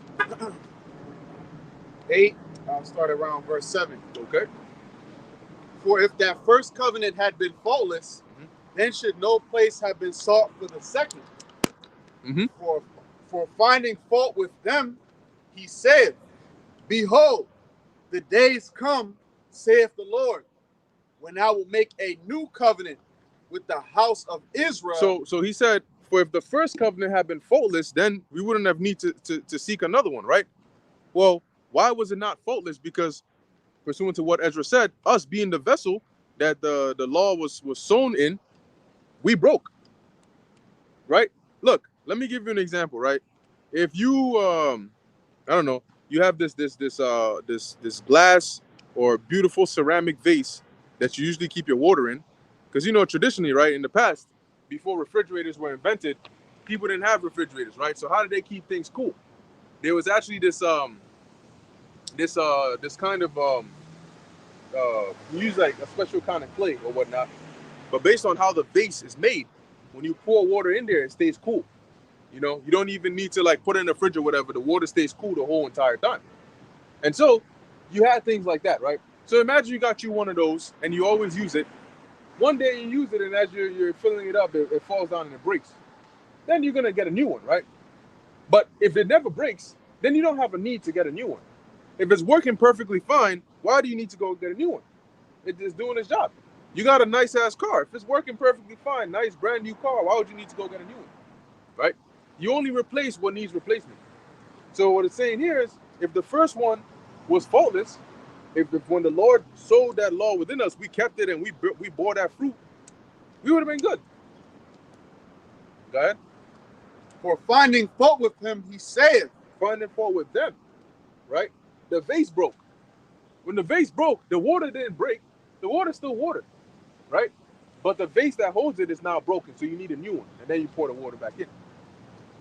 Go ahead. Behold, the days come, saith the Lord. So the Lord said, oh, I found out what the problem is. The problem ain't with the laws. The problem is not that I'm giving you some crazy ass difficult things to do. No.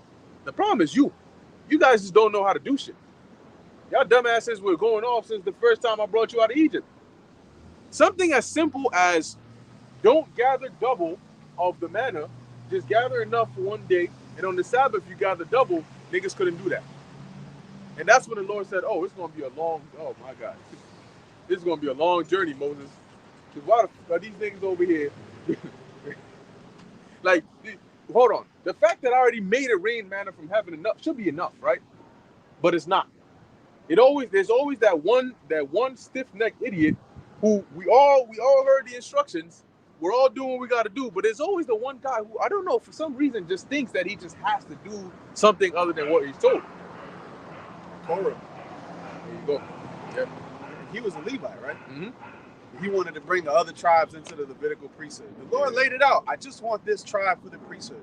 And even within that tribe, you had specific offices. Like, not all of them could even go inside the tent. Right. And things had to be covered up before they even touch it. Right. Like, it was an order even within that tribe. But here comes a nigga trying to involve everybody. No, I want Reuben in this too, man. Mm-hmm. Who is Moses to be a ruler over us? Mm-hmm. Who you think you are, man? You think you better than us? Is that what you're saying? It's like, no, bro, the Lord just set me up. Mm-hmm. And then he got angry. And then what happened? The Most High was angry. Yeah. And then what happened? Death. That's it.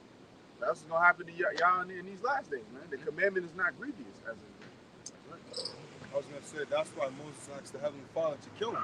Because Israel was stressing him so much out. Couldn't take it. Here it is, you're the man that's supposed to lead them into the promised land. But you're like, yo, listen, look, just end it right now. I'm done with it. Like, I can't take it no more. That's how annoying our people can be. And then they'll look at you with this face just like they're not annoying, and it's just like, well, what did I do that's wrong? What's wrong? What's wrong with you? They'll look at you like you're the issue. Oh, God. Like that meme where he's like, I'm done. Cut the show. Cried and shit. Oh, yeah. Hey, but that's how Elijah was too. But that's the thing, right? Like, can you imagine that, man? Like, damn, man, my whole life, the Lord, like, Moses didn't get to live his life for him. He lived his life for Israel, obviously to serve the Lord. And he do all this, and then you can't even make it to the promised land because of these same ninjas when they get to go. And you know, look, man, realistically speaking, you know Moses was burnt. You know he was mad at that, man. Because that's why he kept asking the Lord until the Lord told him, look, don't ask me no more, because you're not seeing that land. He's like, damn, Lord, I done did all this stuff, man. Years, 40 years. Imagine that. 40 years, bro. Look, certain people can't even be in a relationship with one woman for over 3 years because she's that much of a headache or that much of a demon. Now imagine a whole nation for 40 years, 40. You go to sleep, you wake up, you go to sleep, you wake up, you go to sleep, you wake up, and it's the same shit. Quick question. Moses was 80 or 83 when dealing with Egypt, right? Yeah, I think he might have been 80 and then Aaron was like 83 or something like that. So that means he was 100 and something. Yeah, he was much older. Yep. Oh, but the scriptures say that in the book of Deuteronomy that he still had like the strength of his youth. Pretty much like he didn't really like physically get all old and decrepit and shit. Though in age he was, but he was still like a young man. So the moment he died. Yeah, so the moment he died, yep. Yeah. That's crazy. But yeah, imagine that. All right, precept. 1 Kings 19:4. But he himself went a day's journey into the wilderness dealing with Elijah, and came and sat down under a juniper tree. And he requested for himself that he might die, and said, "It is enough. Now, O Yahweh, take away my life, for I am not better than my fathers." Look at that. Imagine how stressed you got to be. But then again, they were killing all the other prophets, you know? And he's like, oh, I'm running for my life. I'm tired.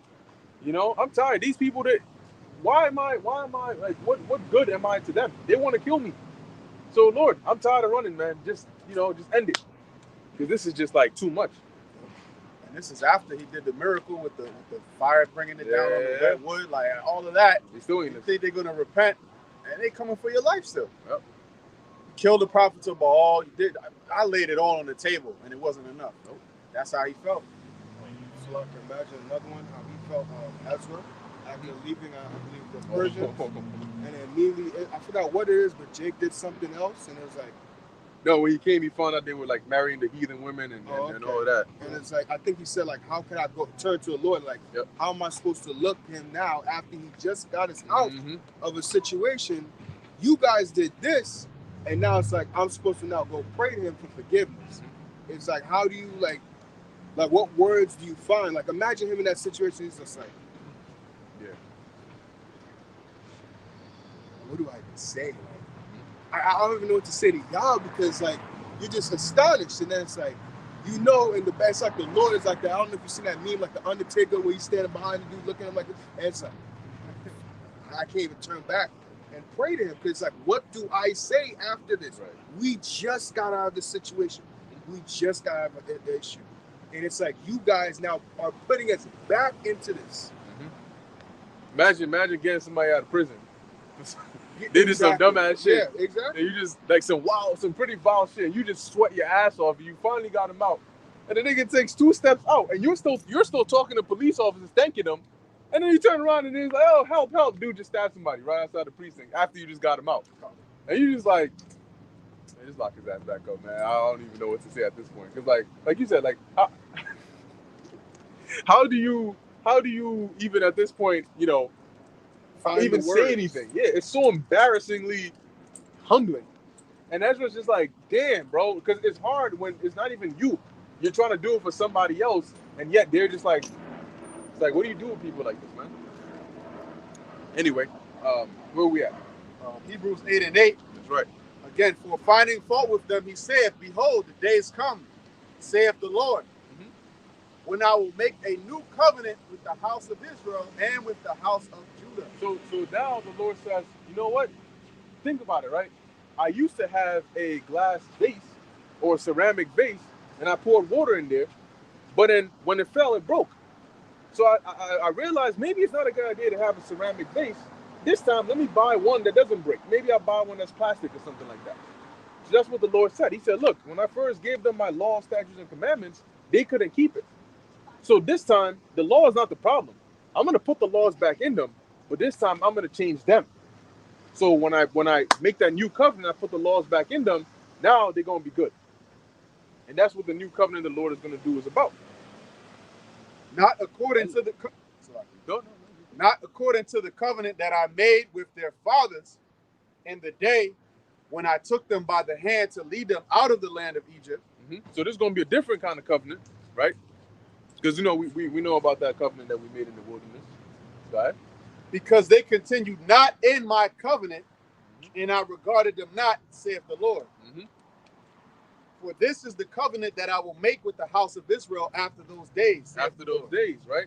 So now, ultimately, because, you know, we know the Lord started it, but we're not fully in there. But this is what the Lord is going to do. This is the change he's going to make, right?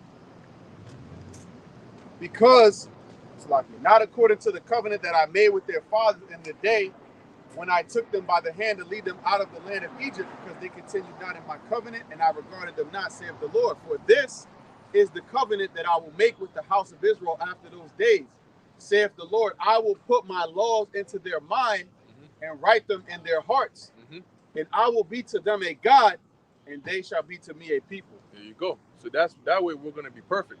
The Lord is going to re-engineer us, you know, this time with the laws embedded in us, okay? And at that point, you know, we're going to be all set. Because in the beginning, the laws were written, you know, on stone, and then we would reference the laws and how to live. Okay, but that's different than having it actually innately within you.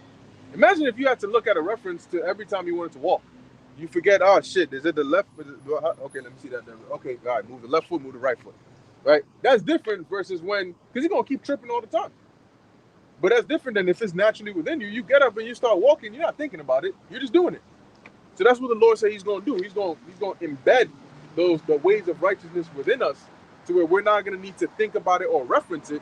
It's going to be natural within us. And that's the new way. And that's what's going to come after this madness has ended abruptly. But now we got to discuss how the madness is going to end abruptly. Because right now it looks like there's no end to it. Oh, that was it on that? One more. Okay. It says, and they shall not teach.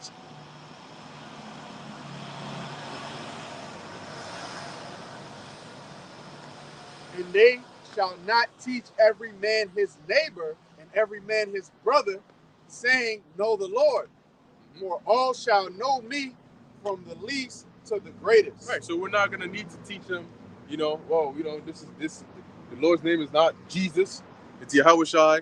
This is how he is. This is what he likes. This is what you got to do. This is what you stay. We don't got to teach people that, man. Okay. Everybody in Israel is going to know. Okay. When a baby is born, you don't teach them how to breathe. Okay. They naturally, it's a natural part of them. They come out and nobody taught a baby how to cry. You know, all right, now you're supposed to try it. Then the baby starts crying. Oh shit, that's pretty cool. You don't teach a baby how to do those things, right? So naturally, they're gonna know. And also, there are certain innate laws that you don't really have to teach people. Murder, right? Murder, for example, is something that naturally, like the Apostle Paul mentioned about the Gentiles who have not the law are a law unto themselves. Meaning there's certain things that your conscience within you already tells you, all right, this is off. You shouldn't do this. Yeah, you know, and when you do it, or you accidentally, you know, are in a case like that, why do you think it is that there's such a big deal about somebody's first kill? Even in the military. When the first time somebody kills somebody, I don't know, but I haven't done that. But the first time somebody kills somebody, they always remember it. Yo, that shit was crazy, man. Like, yo, I couldn't sleep, man. I kept seeing the person's face whenever I closed my eyes. You know, man, yo, that shit ain't easy, bro. It's not like something that you just get up and do, man. Because naturally, you know that you're not supposed to be, you know, especially if it's murder. Fuck that. You know you ain't supposed to be doing that. Nah, you saying that just made me think, like, what kind of mindset was Canaan to then kill his brother and just, then the Lord questioned me, like, am I my brother's keeper? Yeah, what kind of mindset? Like, you just had to be like, okay, took him out, that's it. Probably put the body somewhere, just left it wherever, and that's it, just moved on. Like, what type of mindset? Because like you mentioned, the average person that can't sleep, but when you read it, it seems like he was just fine. Yeah, they can't lose sleep. And his descendants used to sing about it. I've slain a man to my wound. Yeah. This is what we do. Damn, bro. Original gangsters. Right. Edomites. Well, going back to Cain, you know. Drill music. Yep. And then dudes rap that today, but there you go. Because today that's what people rap about. Back then that was like the ancient version of how they did it. But now that's what they rap about. You know what I'm saying? You got the blicky, you know what I'm saying? Timmy Turner looking for a burner, kill everybody walking, you know, right foot creep, you know, pull up on it. I'm like, yo, is that all you guys think about? Any new so-called rapper, and they throw that little prefix Lil, you know, Lil this, Lil that, Lil this, Lil that. And that's all they sing about. The same hand motions, the same movements. They come up in there and they're always doing that. Yeah. You know what I'm saying? Like, bro, what the fuck? What is that shit, bro? You don't get tired of just repeating the same dumbass shit, man? But that's all they sing about. You know? I smoke the weed, I count the money, you know what I'm saying? I took this guy's girl, then I passed it to the clique. Why? Sing about something right, man. Sing about fixing the car, bro.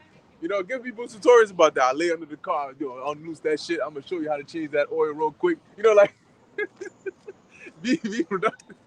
You know what I'm saying? But Jake always on some dumb shit, bro. Yeah, anyway. Ye are of your father the devil. As it is written, ye are of your father the devil. So you're gonna do the same things he's doing. The same way Cain was a murderer, you're gonna love to be a murderer. I don't know. The same way Cain had no real care about the consequence, even though Jake do have more of a conscience when they do these things. But still, a lot of these Jakes, man, they just go out and niggas can't aim, so they just let it ring off. Bop, bop, bop, bop. They didn't kill the whole family except the nigga they was aiming for. Right. Jake can't shoot for shit, most of them. Unless they're like trained in the military and shit. Yeah, take them to them Arab parties, and they'll show you how it's done. Yeah. They with their eyes closed and shit, doing that squat up and down and shit, firing that. Dude goes up, hey yo, bro, calm down with that, man. But yeah, they do that shit with their eyes closed. Ecclesiastes 10:16. Woe to thee, O land, when thy king is a child, and thy princes eat in the morning. Esau is a child, man. Yep. Because children don't have a sense of consequence. You have to teach them that. You have to teach them, if you do this, you're in danger right now. Don't do this shit. And I'm telling you for your own good. Oh, I don't understand that. Why? Well, just believe me now. And as time goes on, it'll make sense. But Esau, woe to thee, O land, when thy king is a child. That's why Babylon the Great America is going to be burnt. Because your king is a child. He has a very childlike, immature mindset. Esau doesn't think about the consequences. They just have their science and their bullshit. That's why they would open up a certain portal. Oh, well, what if demons come out of it? What's the consequence to us? Because he has a reckless abandon. He has a sense of like, all right, I'm gonna die anyways, and my kingdom's out, so hey, I might as well take as many souls down as I can with me. And you simple Jakes, you go for it every time, man. You follow this man, you follow his science scientifically. You got Jakes like Neil deGrasse Tyson. You come out here and explain Esau's science and bullshit and talk about how the earth is millions of years old, but you don't even know, Esau don't even know what happened. He lies about shit that happened 100 years ago, less. But you want to I got to believe him about what happened 1,000,000 years ago? Right. This man can't even make the earth so that it's not polluted, and he's running everything, and he has trillions of dollars, and he can't even do that. But yeah, we're supposed to trust him. This rat was around, and it was actually gigantic, and 6 million years ago, man used to have to fight against him. Like, bro, you don't know what you're talking about. But that's what happens when a child is ruling, and that's why this land is doomed. Father of lies.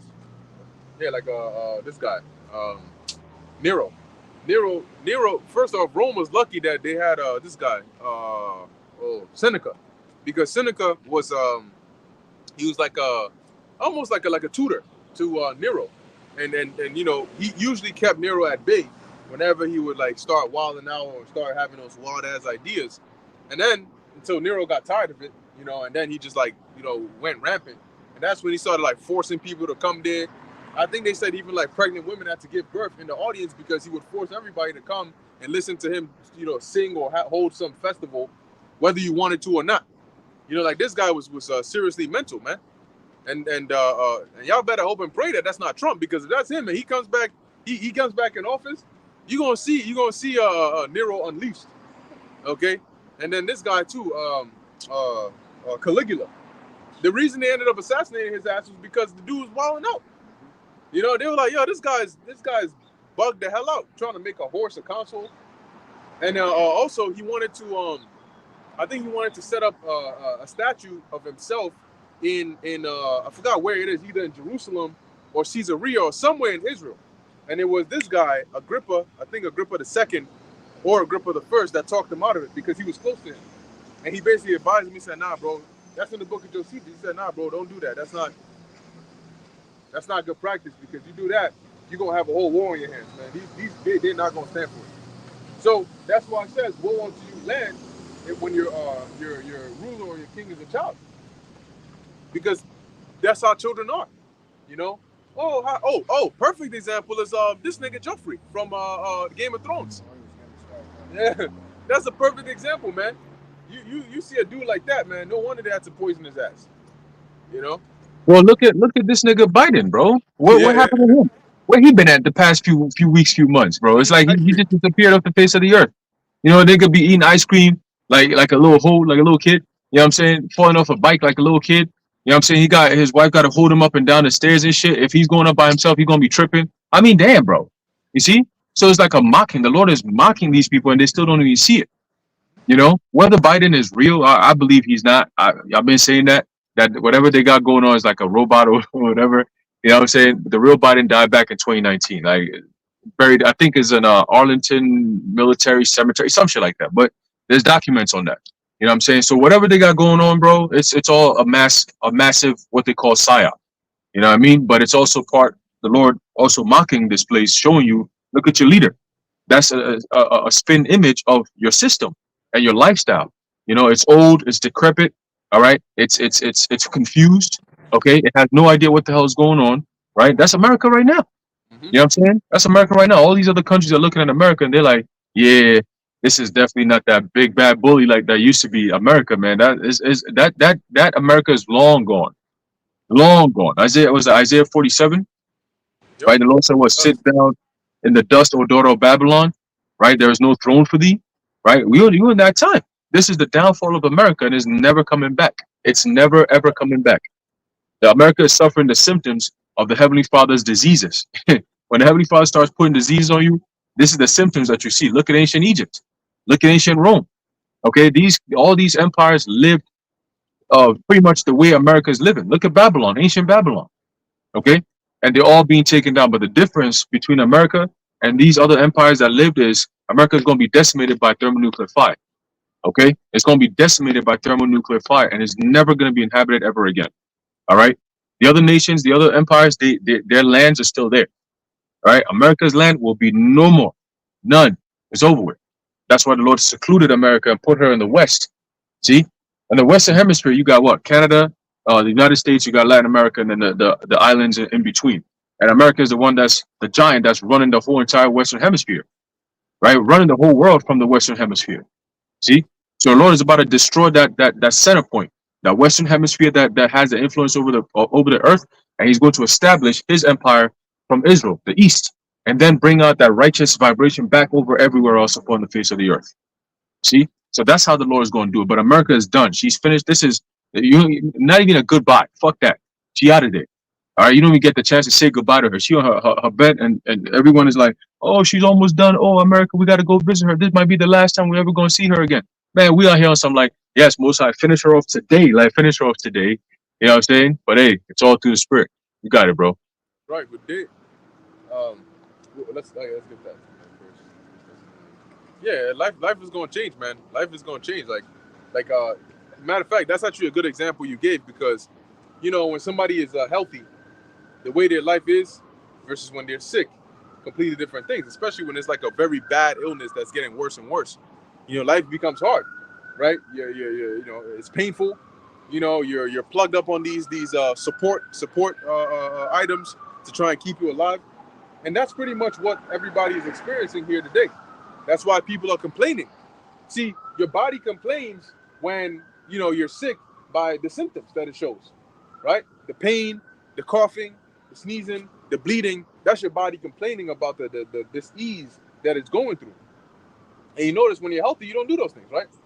So now it's like how people get on social media and they start crying.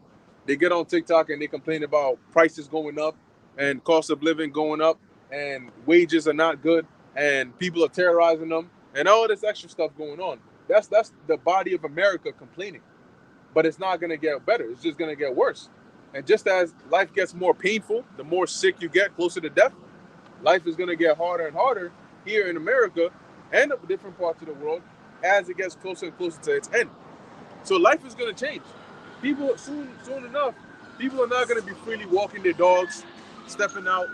People are not going to want to step out their houses. Okay?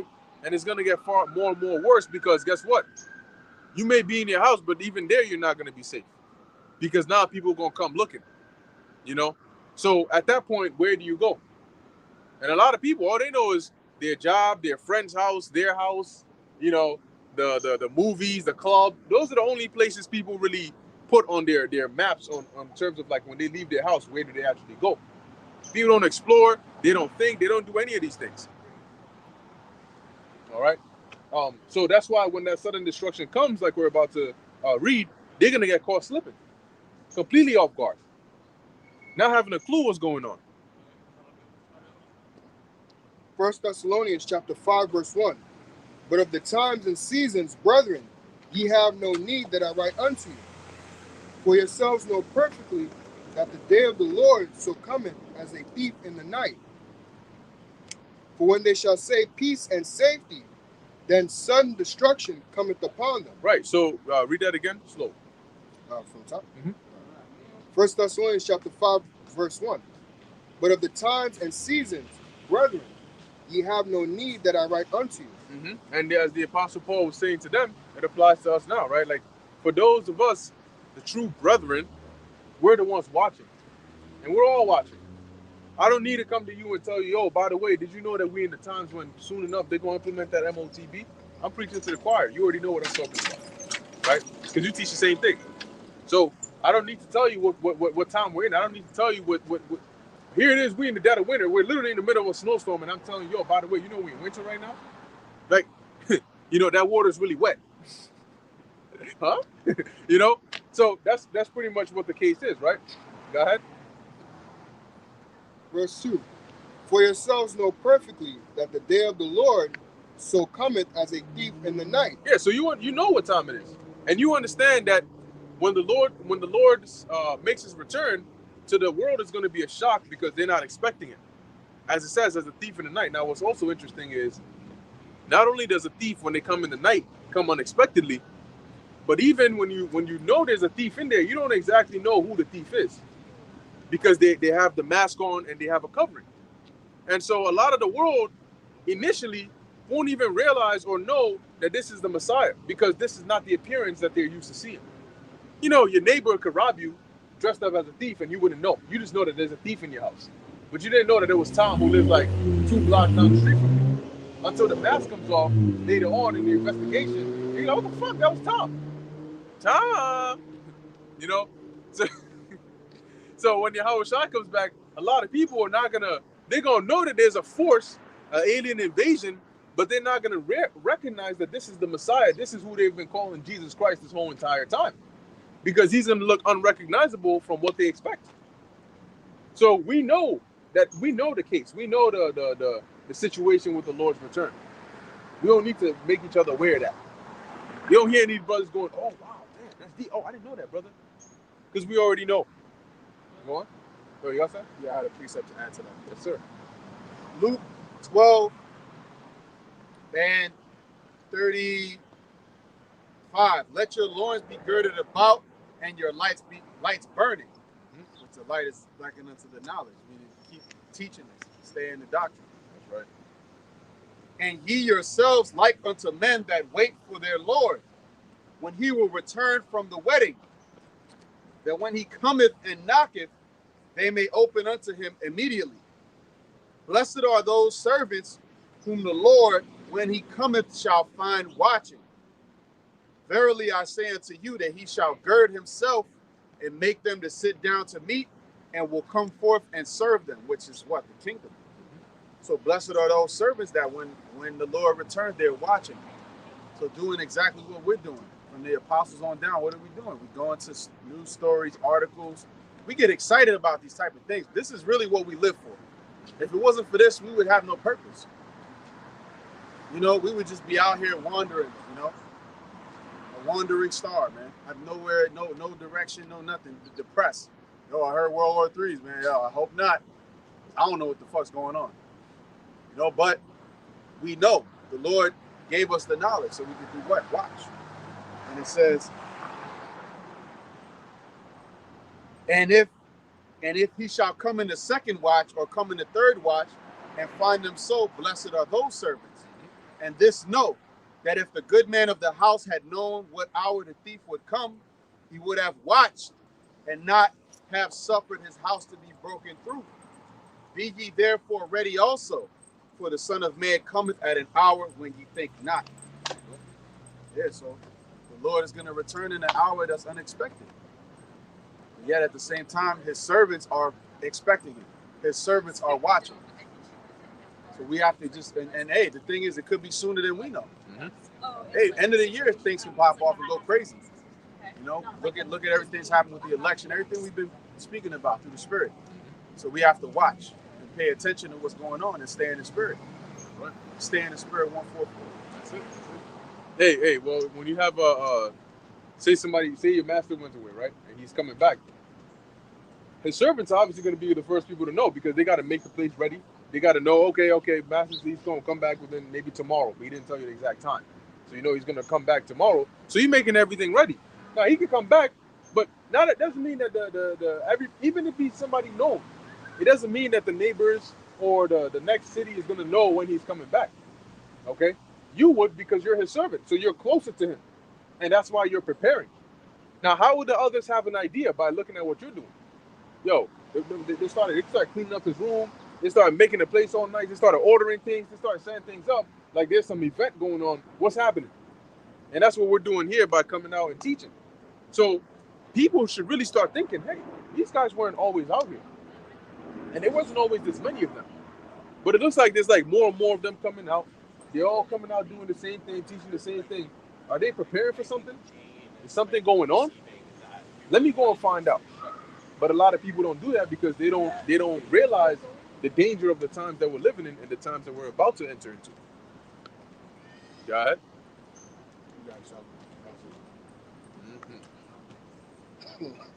Verse 3. 1 Thessalonians chapter 5, verse 3. For when they shall say peace and safety, then sudden destruction cometh upon them. That's right.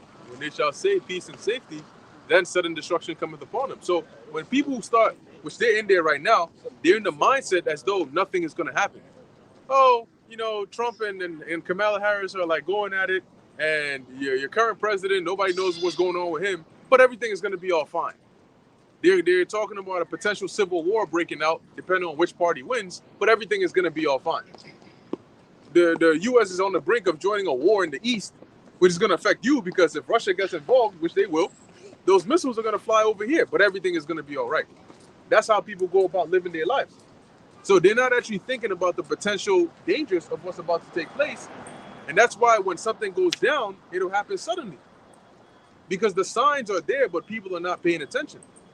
You just had the whole CrowdStrike situation where there was the outage of all these different Windows operating system machines.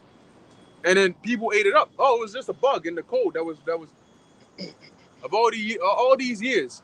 You mean to tell me that it was just a bug in the code? So software companies don't have test servers. They don't have people that check the code to make sure. They don't have AI to make sure they catch these bugs. And then they just happen to release this all around and ship it to all these different operating systems. Come on, man. But people bought it up. But now they see, look how much damage it did. Do people sit down and think, yo, even if it was a bug in the code, what if a time came where it was deliberate? What if this time it affected more than just Windows and it affected Macs and Linux and all of that? Nobody thinks about what could happen in these times. And yet you got people like Klaus Schwab telling you, listen, you know what I'm saying? They saying, I saw this video, I think it was the actual video from, I forgot the website, but the People's Voice or something, where they were discussing a document about all these millions of people dying in 2025. And the lady's talking about how Klaus Schwab, when she went there and she was like listening to this guy talk, she said that shit was like, it was so weird. It was so like eerie and demonic to where the guy gets excited, then he starts laughing, then he gets very emotional. Then it's almost like he just can't contain himself when he's talking about the actual mass murder of these people. Almost like a long planned accomplishment that he's like so close to accomplishing. You can imagine it's his small chubby face, his little ass hands, you know what I'm saying? Like he's on the edge of his seat, like he's just excited, you know? And she's there like, yo, nah, I gotta get the hell out of here because this guy is off some shit. You know, then he laughs, then he gets real, you know. Hey. Yo, bro, he's talking about death and destruction. Then he will die. Then he will perish. That's it. Why are you so excited about this, my man? Yeah. So you know it's been in the workings or the making for a long time. And they're like, finally, I can't wait, finally. So you're gonna see it. You know, soon enough, they're gonna execute that plan, which really is the Most High's plan. But soon enough, you're gonna see it. And it's gonna come what? Suddenly. The thing about these sudden things, I got you. The thing about these sudden things is that when it happens, but first off, when you see, oh, breaking news, this just happened, that's like a couple hours after it's already happened. And the reason it's breaking news is because of the effects of what's going on. Then people, oh shit, wait, last night there was a this? Like in the movie Leave the World Behind. When the shit actually hit, people were sleeping. So when they woke up, they're like, what? But all that damage is already done. You got it. Isaiah 47:8. Therefore, hear now this, thou that art given the pleasures, that art given the pleasures, that dwellest carelessly, that sayest in thine heart, I am, and none else beside me. Mm-hmm. I shall not sit as a widow, neither shall I know the loss of children. Got it. Yeah, that's the mentality of America. They don't ever think, they dwell carelessly. And the fact that this place is separated by two oceans adds to that carelessness. Yeah. It's like, all right, here all the way over there in the Middle East, I don't give a shit about what's happening over there. America, we need American jobs, we need American made. You know, everything's about America, but you're interconnected with the rest of the world, you idiots. That's it. So guess what? When the time comes, you're going to be drawn into this thing. Because Israel and America is synonymous. The same devils running that whole small hats. Mm-hmm. running the whole show.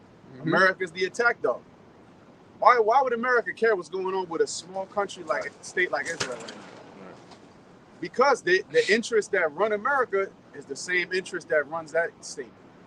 Mm-hmm. Yeah, they're pushing that monkey on that nuke. Yep.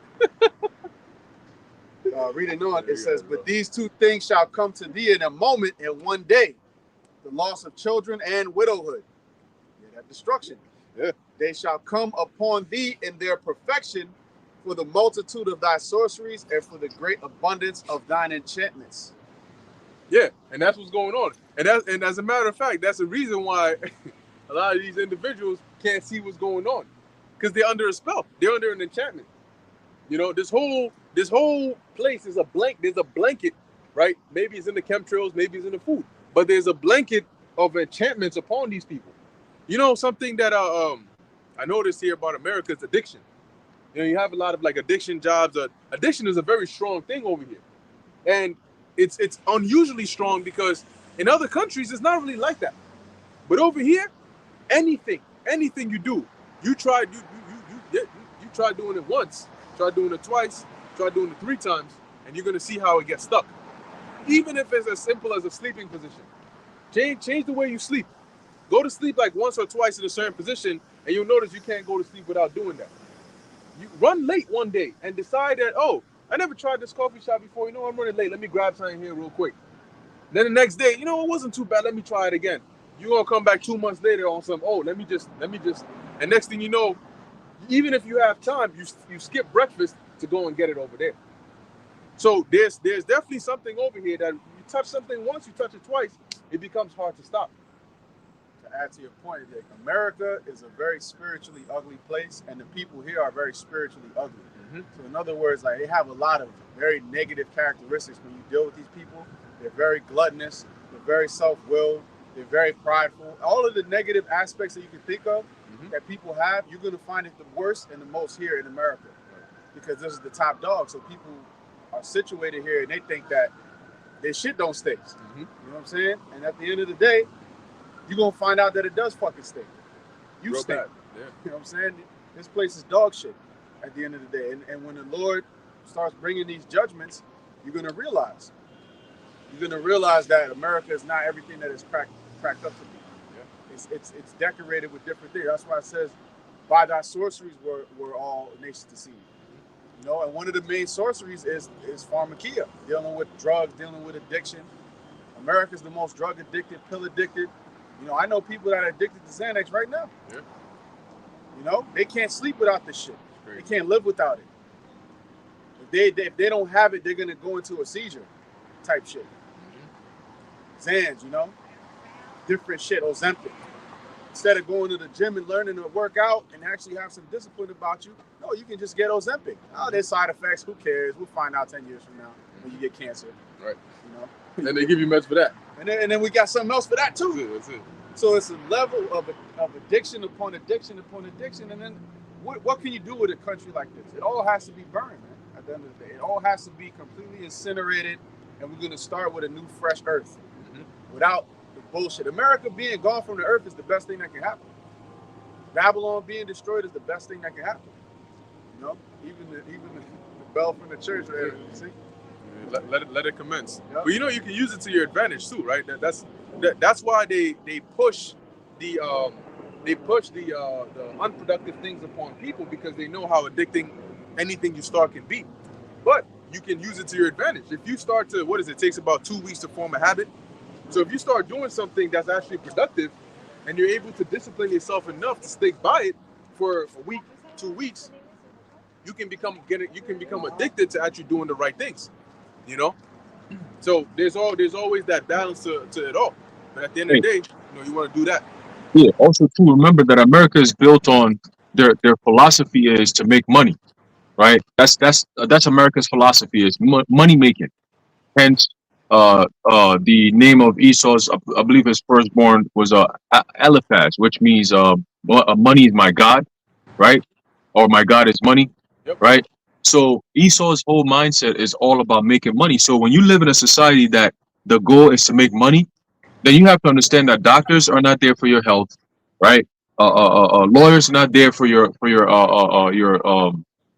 so-called freedom, rights, and so on and so forth. Judges are not there to actually persecute the evils that people do, the criminals, and so on and so forth. The police is not there for you, right? The food market is not there for your health. Like all these different things is there to make money. Anytime you have a society that's predicated on money making, at that point that's a criminal society right there. Okay, because now using the medical example that you brothers used about addiction, right? Esau will have to create something that will get people addicted, because now if you're addicted, you're gonna keep buying the product. Okay, that's money making right there. Now the product is designed to get you sick after a while. So that sickness comes in the form of cancer, right? All kinds of different diseases and so on and so forth. And then you have a different part of Esau's sector that makes medication, or what they call treatment, or those diseases that you get from that addiction that you get, right? Which is money, another level of making money. So now you have a whole system that you got products that are designed to make you sick. You have doctors who are there to push those products on you. And when you get sick, they also have another side of the sphere that can come in and say, hey, promote this drug to them. And that's also another money making scheme. So you here thinking, oh, okay, well, I'm gonna take this and it's gonna stop my cancer. But then, well, the cancer just got worse, so now we have to give you another drug. We're gonna have to put you on a chemo. All these different things is all about making money. Okay, that's why the food industry is so corrupt right now. You got companies that will put lately. You've been having a lot of food getting recalled. Why is that? Because these companies they don't care about people's health. Okay, they're cutting corners. They're putting synthetic oil into olive oil and selling it, at a high price. So people out here thinking, oh, I'm buying quality shit. No, nigga, you buying some shit that's made with synthetic, man. You know, and all because what they're trying to maximize their profit. Okay, and when they maximize their profit and get you sick and get you cancer, the cancer company, Pfizer and them, they'll pay them and say, okay, good job. You brought me a lot of patients. You brought me some money. So here's your cut. All right. So that's how they do, man. All these different companies, they all work together. It's all about money making against the people, man. Okay, specifically against Jake, because all this unhealthy shit you see in the Jake neighborhoods. When you go to a stop and shop in a Jake neighborhood compared to a stop and shop in an Edomite neighborhood, you get completely different products, man. Completely different products. The apple tastes different. The bananas taste different. Damn shit. The water tastes different. You like, what the fuck? You know what I'm saying? The aisles are clean. The food is clean. The chicken is fresh. You go to a Jake neighborhood, the chicken is rotten. It smells like shit. And then when they bring it up to the company or the company get caught, what do they say? They just apologize. Oh, we're so sorry for the problems that we've caused. We're working hard to fix it. Okay, damage control. But the damage is already done. So if they wouldn't have gotten caught, are they gonna turn around and actually apologize and actually fix it? No. They're only doing that because they got caught. All right. So imagine the things that goes on that people don't even catch or it doesn't even come out. It's wickedness, man. Wickedness. All right. And for those who don't see it and call it out, hey, you part of the problem too, man. You part of the problem. The Lord gonna destroy you too. All right. You got it, bro. Yeah, that's right. That's right. You also looking at Isaiah 65. That's right. And you also, to that point, that's how you know everything is deception. when you look at some of these commercials where they actually commercialize these foods that are not good for you, you notice that there's a good, like McDonald's or whatever it is. For a lot of these, you don't actually see people eating it, right, in the commercial. But they'll stand next to it, they'll bring it close to their face, but then they'll never eat it. Because majority of the actual things they use in a commercial are not even actual. They'll use like for pancake syrup, they'll use like mortar oil, they'll use super glue or just glue to like make it look like it's a certain topping or whatever. When they're doing this like whipped cream and all this extra shit, a lot of the stuff, the products they use are not actual real things. That's why the people in the commercials don't actually eat it. That's also why when you go and buy it, you're saying, why the hell doesn't it look like on the picture? I'm looking at this shit. This shit look like it just defrosted from the fucking, freezer versus what's on the screen. Because what's on the screen is not what they actually make for you. It's what they show you so you can come there and buy it. And the people don't look like how you would look if you ate that food. They ain't 500 pounds. The dude eating the McDonald's all day, he blip out and you're like, yo, I don't look skinny like these niggas in the commercial. What the fuck happened? God. And it's just like the same with marriage, man. Marriage is another money-making scheme. Because what happens? They incentivize the woman to divorce you because when she has all that money, what do women do? They're consumers, so they're going to go spend it. Yep. When a man is more reserved with his money, he's not just going to spend it frivolously. A woman, she's going to take it and spend it on shoes and dumb shit. Mm-hmm. That's right. So it's all set up. It's all set up. But let's keep going on that. So again, 1 Thessalonians chapter 5 and verse 3. For when they shall say peace and safety, then sudden destruction cometh upon them. That's going to come from the Most High. All right, He's going to use the vessels on the earth to do it, but He's going to bring that sudden destruction. So sudden that they're not going to know what to do. They're going to start panicking. Go ahead. As travail upon a woman with child. Now, also, because now what we do is when we catch wind, we always put it on blast, right? Oh, this is about to happen. This is about to happen. But there are certain things that you don't catch wind of. Certain things just happen out of nowhere. We're not talking about the things where they say, oh, Iran is planning to do this to Israel in 7 days. How the hell do you know that? But you already gave everybody a heads up. We're talking about something like you woke up one day and all the power was out and found out that the grid has been shut down, right? Suddenly, out of nowhere. Now, even though it may be even sudden for us, like, oh shit, the grid is down, we expected that something like that would happen. We're not panicking. We're not bugging out. We already knew that it would happen now. It just so happened out of nowhere, but it's okay.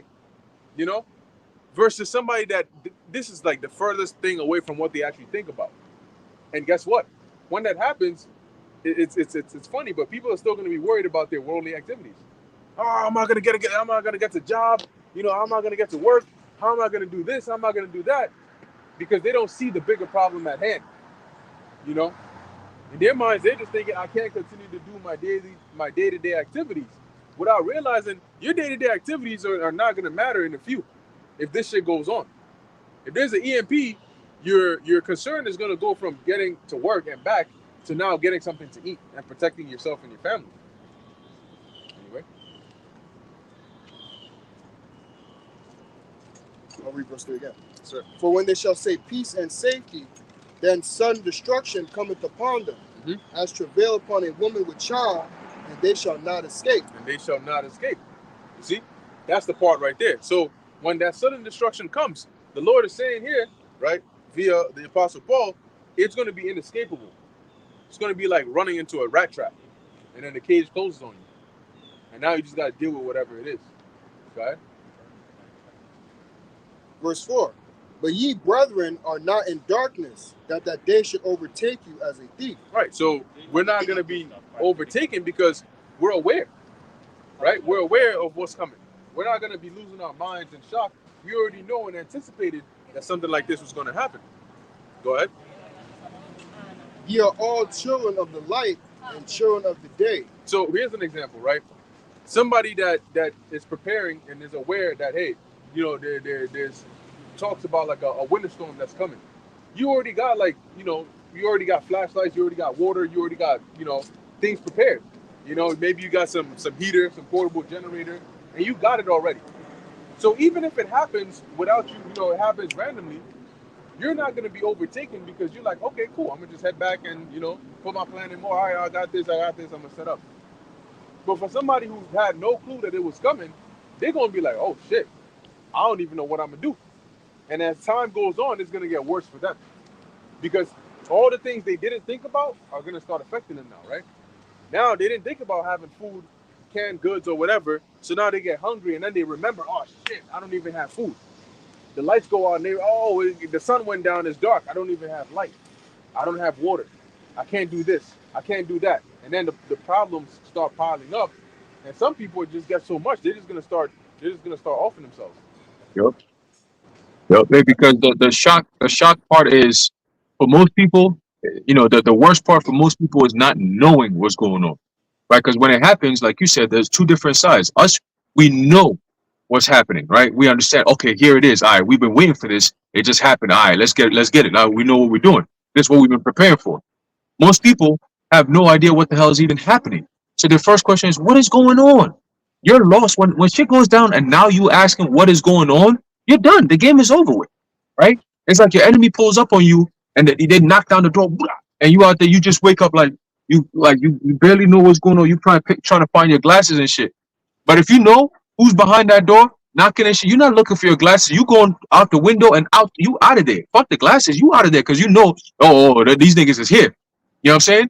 But if somebody who's not aware, they're looking for their glasses, then the knocks is getting louder. We open the door. You're like, oh shit, what is that? Who the fuck is that nigga? And then you put your glasses on, you open the door, they trample you and start stomping all over you. And you're like, what is going on? You getting beat down, a barrel of the damn gun at the back of your head. Back, back. Hey, what is going? Leave me. What's happening? What did I do? What did you do? Huh? This is the Lord coming in. There's an inquisition being made. Mhm. And the Heavenly Father's putting them niggas out there, man. You know what I'm saying? To what? To do what the Lord says for them to do, which is what? To bring that judgment upon you wicked ass people, man. Okay? Real quick precept. This is a book of Ezekiel. Let's see if I can pull this up real quick. Oh shit. Right. The book of Ezekiel, chapter 21, start by verse 8. It says, again, the word of the Lord Yahweh came unto me, saying, Son of man, prophesy and say, Thus saith the Lord. It says, Thus saith the Lord, um, Yahweh, say a sword is sharpened and also furbished. It is sharpened to make a sore slaughter. It is furbished that it may glitter. Should we then make mirth? It contemneth the rod of my son as every tree. And he hath given it to be furbished that it may be handled. This sword is sharpened and it is furbished to give it into the hand of the slayer. Okay? So when the slayer comes, like we mentioned earlier a few minutes ago about Klaus Schwab getting all excited about the 6 billion people that I mean the nigga is sitting at the edge of his seat, little ass hands, like you were saying. And he's just like, he's like, you know what I'm saying? Like he's got it, he's right there, like he's squeezing on it. You know what I mean? He's excited. He just can't, he's like, the lady was saying, he's like, he came off like he's intoxicated, you Yeah. know? Yeah, like he's just drunk off the blood of he just like, oh man, I can't wait, you know? So the Lord is putting them on to game, like, all right, it's getting to that time. And he said, yeah, the depopulating cities. I was reading to one of my friends. I say, hey, yo, Claude Schwab saying that they try to depopulate 6 billion people by 2025. He's like, oh, here we go again with these motherfuckers, bro. He said, yo, what's up with these niggas, man? Like, why don't you just leave everybody alone? And I read out the precept in Revelation, the 6th chapter, about the red horse, all right, taking peace out of the earth. And he's like, oh, shit, yo, I see it, bro. I see it now. It makes sense. These niggas don't want peace, bro. They're always stressing people out, doing all this extra shit. I said, yeah, well, it's about to get worse because now the Lord about to allow them to start using their sword. All right, all this technology that they got, all this military ammunition that they have, all these different things, like they're about to start using it. And the enemy is the public, right? The enemy is the people. The American people is their enemy. So they're about to start going in. All right. And for those of us who are in tune and know what's going on, we're going to be prepared for it because the Lord's going to shield us anyway. So it's not going to be like, they just came over and took over. Nah, bro, you're going to come and you're going to meet some shit, man. You play with us, you're going to meet some shit. All right. But for the rest who have no idea what the hell is going on, hey, there's going to be a sore slaughter, like the scripture says. All right. And it's rightfully so, man. They're the ones who caused all this to happen in the first place. All right. Scripture says what their wickedness have fulfilled, man. It's been fulfilled. It reaches up to the heavens, man. You know what I'm saying? So the Lord gonna finally just crush your shit, man. And it's game over. All right? But you got it, bro. That's right. That's right. Yeah, good point, man. And that's why that abrupt judgment that's gonna come. We're gonna finish it off here in Isaiah 65. And it's going to be a nice balance too, you know, like a breath of fresh air for the elect. Right? I'll start. All right. So Isaiah 65 verse 11. But ye are they that forsake the Lord, that forget my holy mountain, that prepare a table for that truth. Yeah, when you go into those words right there, the to preparing the table, meaning that they're offering, right? They're sacrificing onto that truth, and that truth goes into the word there. I think is Gad, but it goes into what's it, Menis or many or Menos, one of those, which goes into the deity, the Babylonian deity of fortune. Okay, go ahead.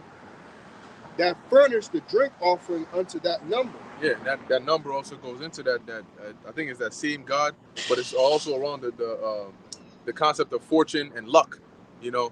And so that's what it's talking about here. Is the Lord said, "You forsook me to go and offer unto these gods," okay? And they think about it, right? Why would they make offerings unto these gods? Because they're hoping for a better, I don't know, a better harvest, right, or a better success in X, Y, and Z. For truth, in the NLT it says the God of fate. The God of fate, yeah. And for that number in the NLT it says the God of destiny. That's it. And can we actually look that up in the blue letter, the interlinear, to find the words there? So the God of fate and destiny, right? That's who they were making these offerings onto. Yeah. So for truth, like you said, it says God, God, and it says God, God of fortune, a Babylonian deity. And in the you'll find in the scriptures there are times when the word God actually refers to an actual truth, and then there are times when it refers to fortune, okay, or like good fortune. Go ahead.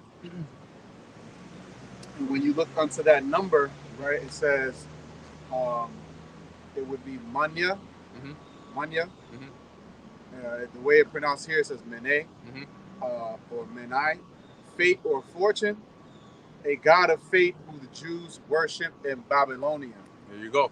So that's what they were doing over there, and that's why it's it's written in here. This is Isaiah, right? Yeah. That's why Isaiah is saying that you forsook the Lord and you sacrificing unto these gods, these Babylonian deities. Right? Verse 12. Therefore will I number you to the sword, and ye shall all bow down to the slaughter. Yeah. So the Lord said, I'm gonna appoint each and one of you unto judgment. Okay. Go ahead. Because when I called, ye did not answer. Because they were too busy serving these other gods. And how did the Lord call? The Lord called by sending us out here. And just like now, we're calling out to the people by teaching the word of the Lord, but none of them are answering. Okay? Go ahead. When I spake, ye did not hear. See, real soon, people are going to find out that we're the most important people that they should have been listening to. They're going to find that out real soon. But the Lord has us in disguise right now, you know? But when that time comes and all hell starts breaking loose, they're going to find out real soon, yo, the most important thing above anything that I was doing at that time should have been listening to those guys, man. Because the things that they were saying, it's very, very serious. And it's happening in my life right now, to this day, you know? And now I don't know what to do. I'm hungry, and I regret not listening, man. I regret not stopping by to even ask just one question, you know? Because now what are we going to do? You'll see. That moment is going to hit them. It's going to hit them all. Because it always does. It always does. Hey,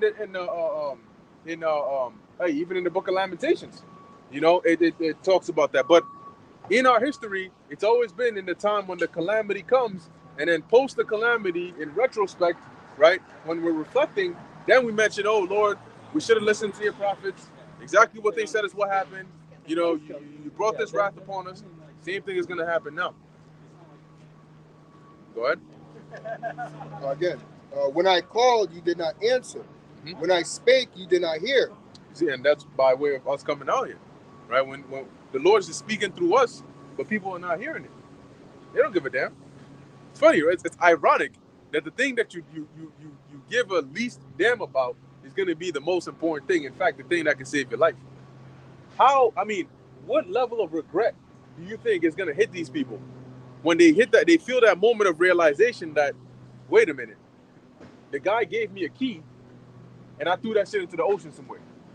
Come to find out that now that my life is on the line, that key is what I need to open this door that can deliver me. But I don't have the key because I threw it into the ocean. Of all places I could have thrown the key, I threw it into the ocean. So imagine the level of craziness that they're going to be having in their head. Yeah, it's going to be one hell of a regretful time, man. Yeah. Jeremiah 25:33, and the slain of the Lord shall be at that day from one end of the earth even unto the other end. So where do people get the idea or the concept that the Most High just doesn't do any bad? Or it says the slain of the Lord shall be at that day, from one end of the earth to the other. Right? They shall not be lamented, neither gathered nor buried. They shall be dung upon the ground. That's right. That's right. Break it down. Yeah, you're not going to be lamented, gathered, because if everybody's dead, then who's going to be the one to lament you? Or the ones that do escape, they're going to be running for their life. They're not going to have time to lament you, or to feel bad, or to, you're not going to be buried. It's going to just be bodies. And this is talking about back then, but it's going to apply to now. And the Lord said, what? You're going to be as dung upon the earth. Nobody's checking for dung. People avoid it. They step around it. Oh, that's disgusting. So that's what you're going to be compared to. When you see the severity of the message of what we're saying, it's because the Lord showed us, He put something in our minds to see it, to see what's about to happen, to warn you, so that when that day comes, it doesn't come as a thief, like we mentioned earlier. But if you don't want to take heed to this oasis of truth, this oasis of this knowledge, then you're going to go out there and drown. You're going to die of famine. You're going to die of whatever happens. However, whatever fate the Lord has for you, you're going to meet it. Because you didn't take heed to this message that was a dead serious message. That's it. That's it on that? Yep. All right, let's go back. Isaiah. Finishing off verse 12, it says, but did evil before mine eyes, and did choose that wherein I delighted not. That was in that verse? No. Verse 13. Therefore does, you want this part as well? Therefore thus saith the Lord God, behold, my servants shall eat, but ye shall be hungry. Yeah, behold, my servants shall eat, but ye shall be hungry. We're the servants of the Lord. So in the famine, guess what? The Lord is going to feed us, but for you, there's going to be no food. And guess what? You're going to be looking for the guys with food, right? Go ahead. Behold, my servant shall drink, but ye shall be thirsty. Behold, my servant shall rejoice, but ye shall be ashamed. Yep, because of all the things that are going to be happening. Micah 7:10. Then she that is my enemy shall see it, and shame shall cover her. Which said unto me, where is thy God? Shit. You're going to be like Squidward in that day. Go ahead. Verse 14. Behold, my servants shall sing for joy of heart, but ye shall cry for sorrow of heart, and shall howl for vexation of spirit. As a matter of fact, that just reminded me of that episode of SpongeBob, not the one with the clamshell, but this is a different one where, once again, SpongeBob and Patrick warned this guy Squidward about the she-bear. And he said, look, you got to draw a circle with a stick around you, because if you don't, that she-bear going to mess you up. This dumbass came out there. They said, look, you're not supposed to come out here. And what did Squidward do? His dumbass did everything they told him don't do to provoke the bear. They said, no. You ain't supposed to go and wear that sombrero and then the fucking skirt and start dancing and shit. He said, you mean like this? And then the she-bear came and grabbed the hat and flipped it the other way. And they said, no, like that. This nigga, whoa, man, that shit fucked his ass up so bad. And every time it would leave, he would try to get into the circle, that shit would come right back, beat his ass.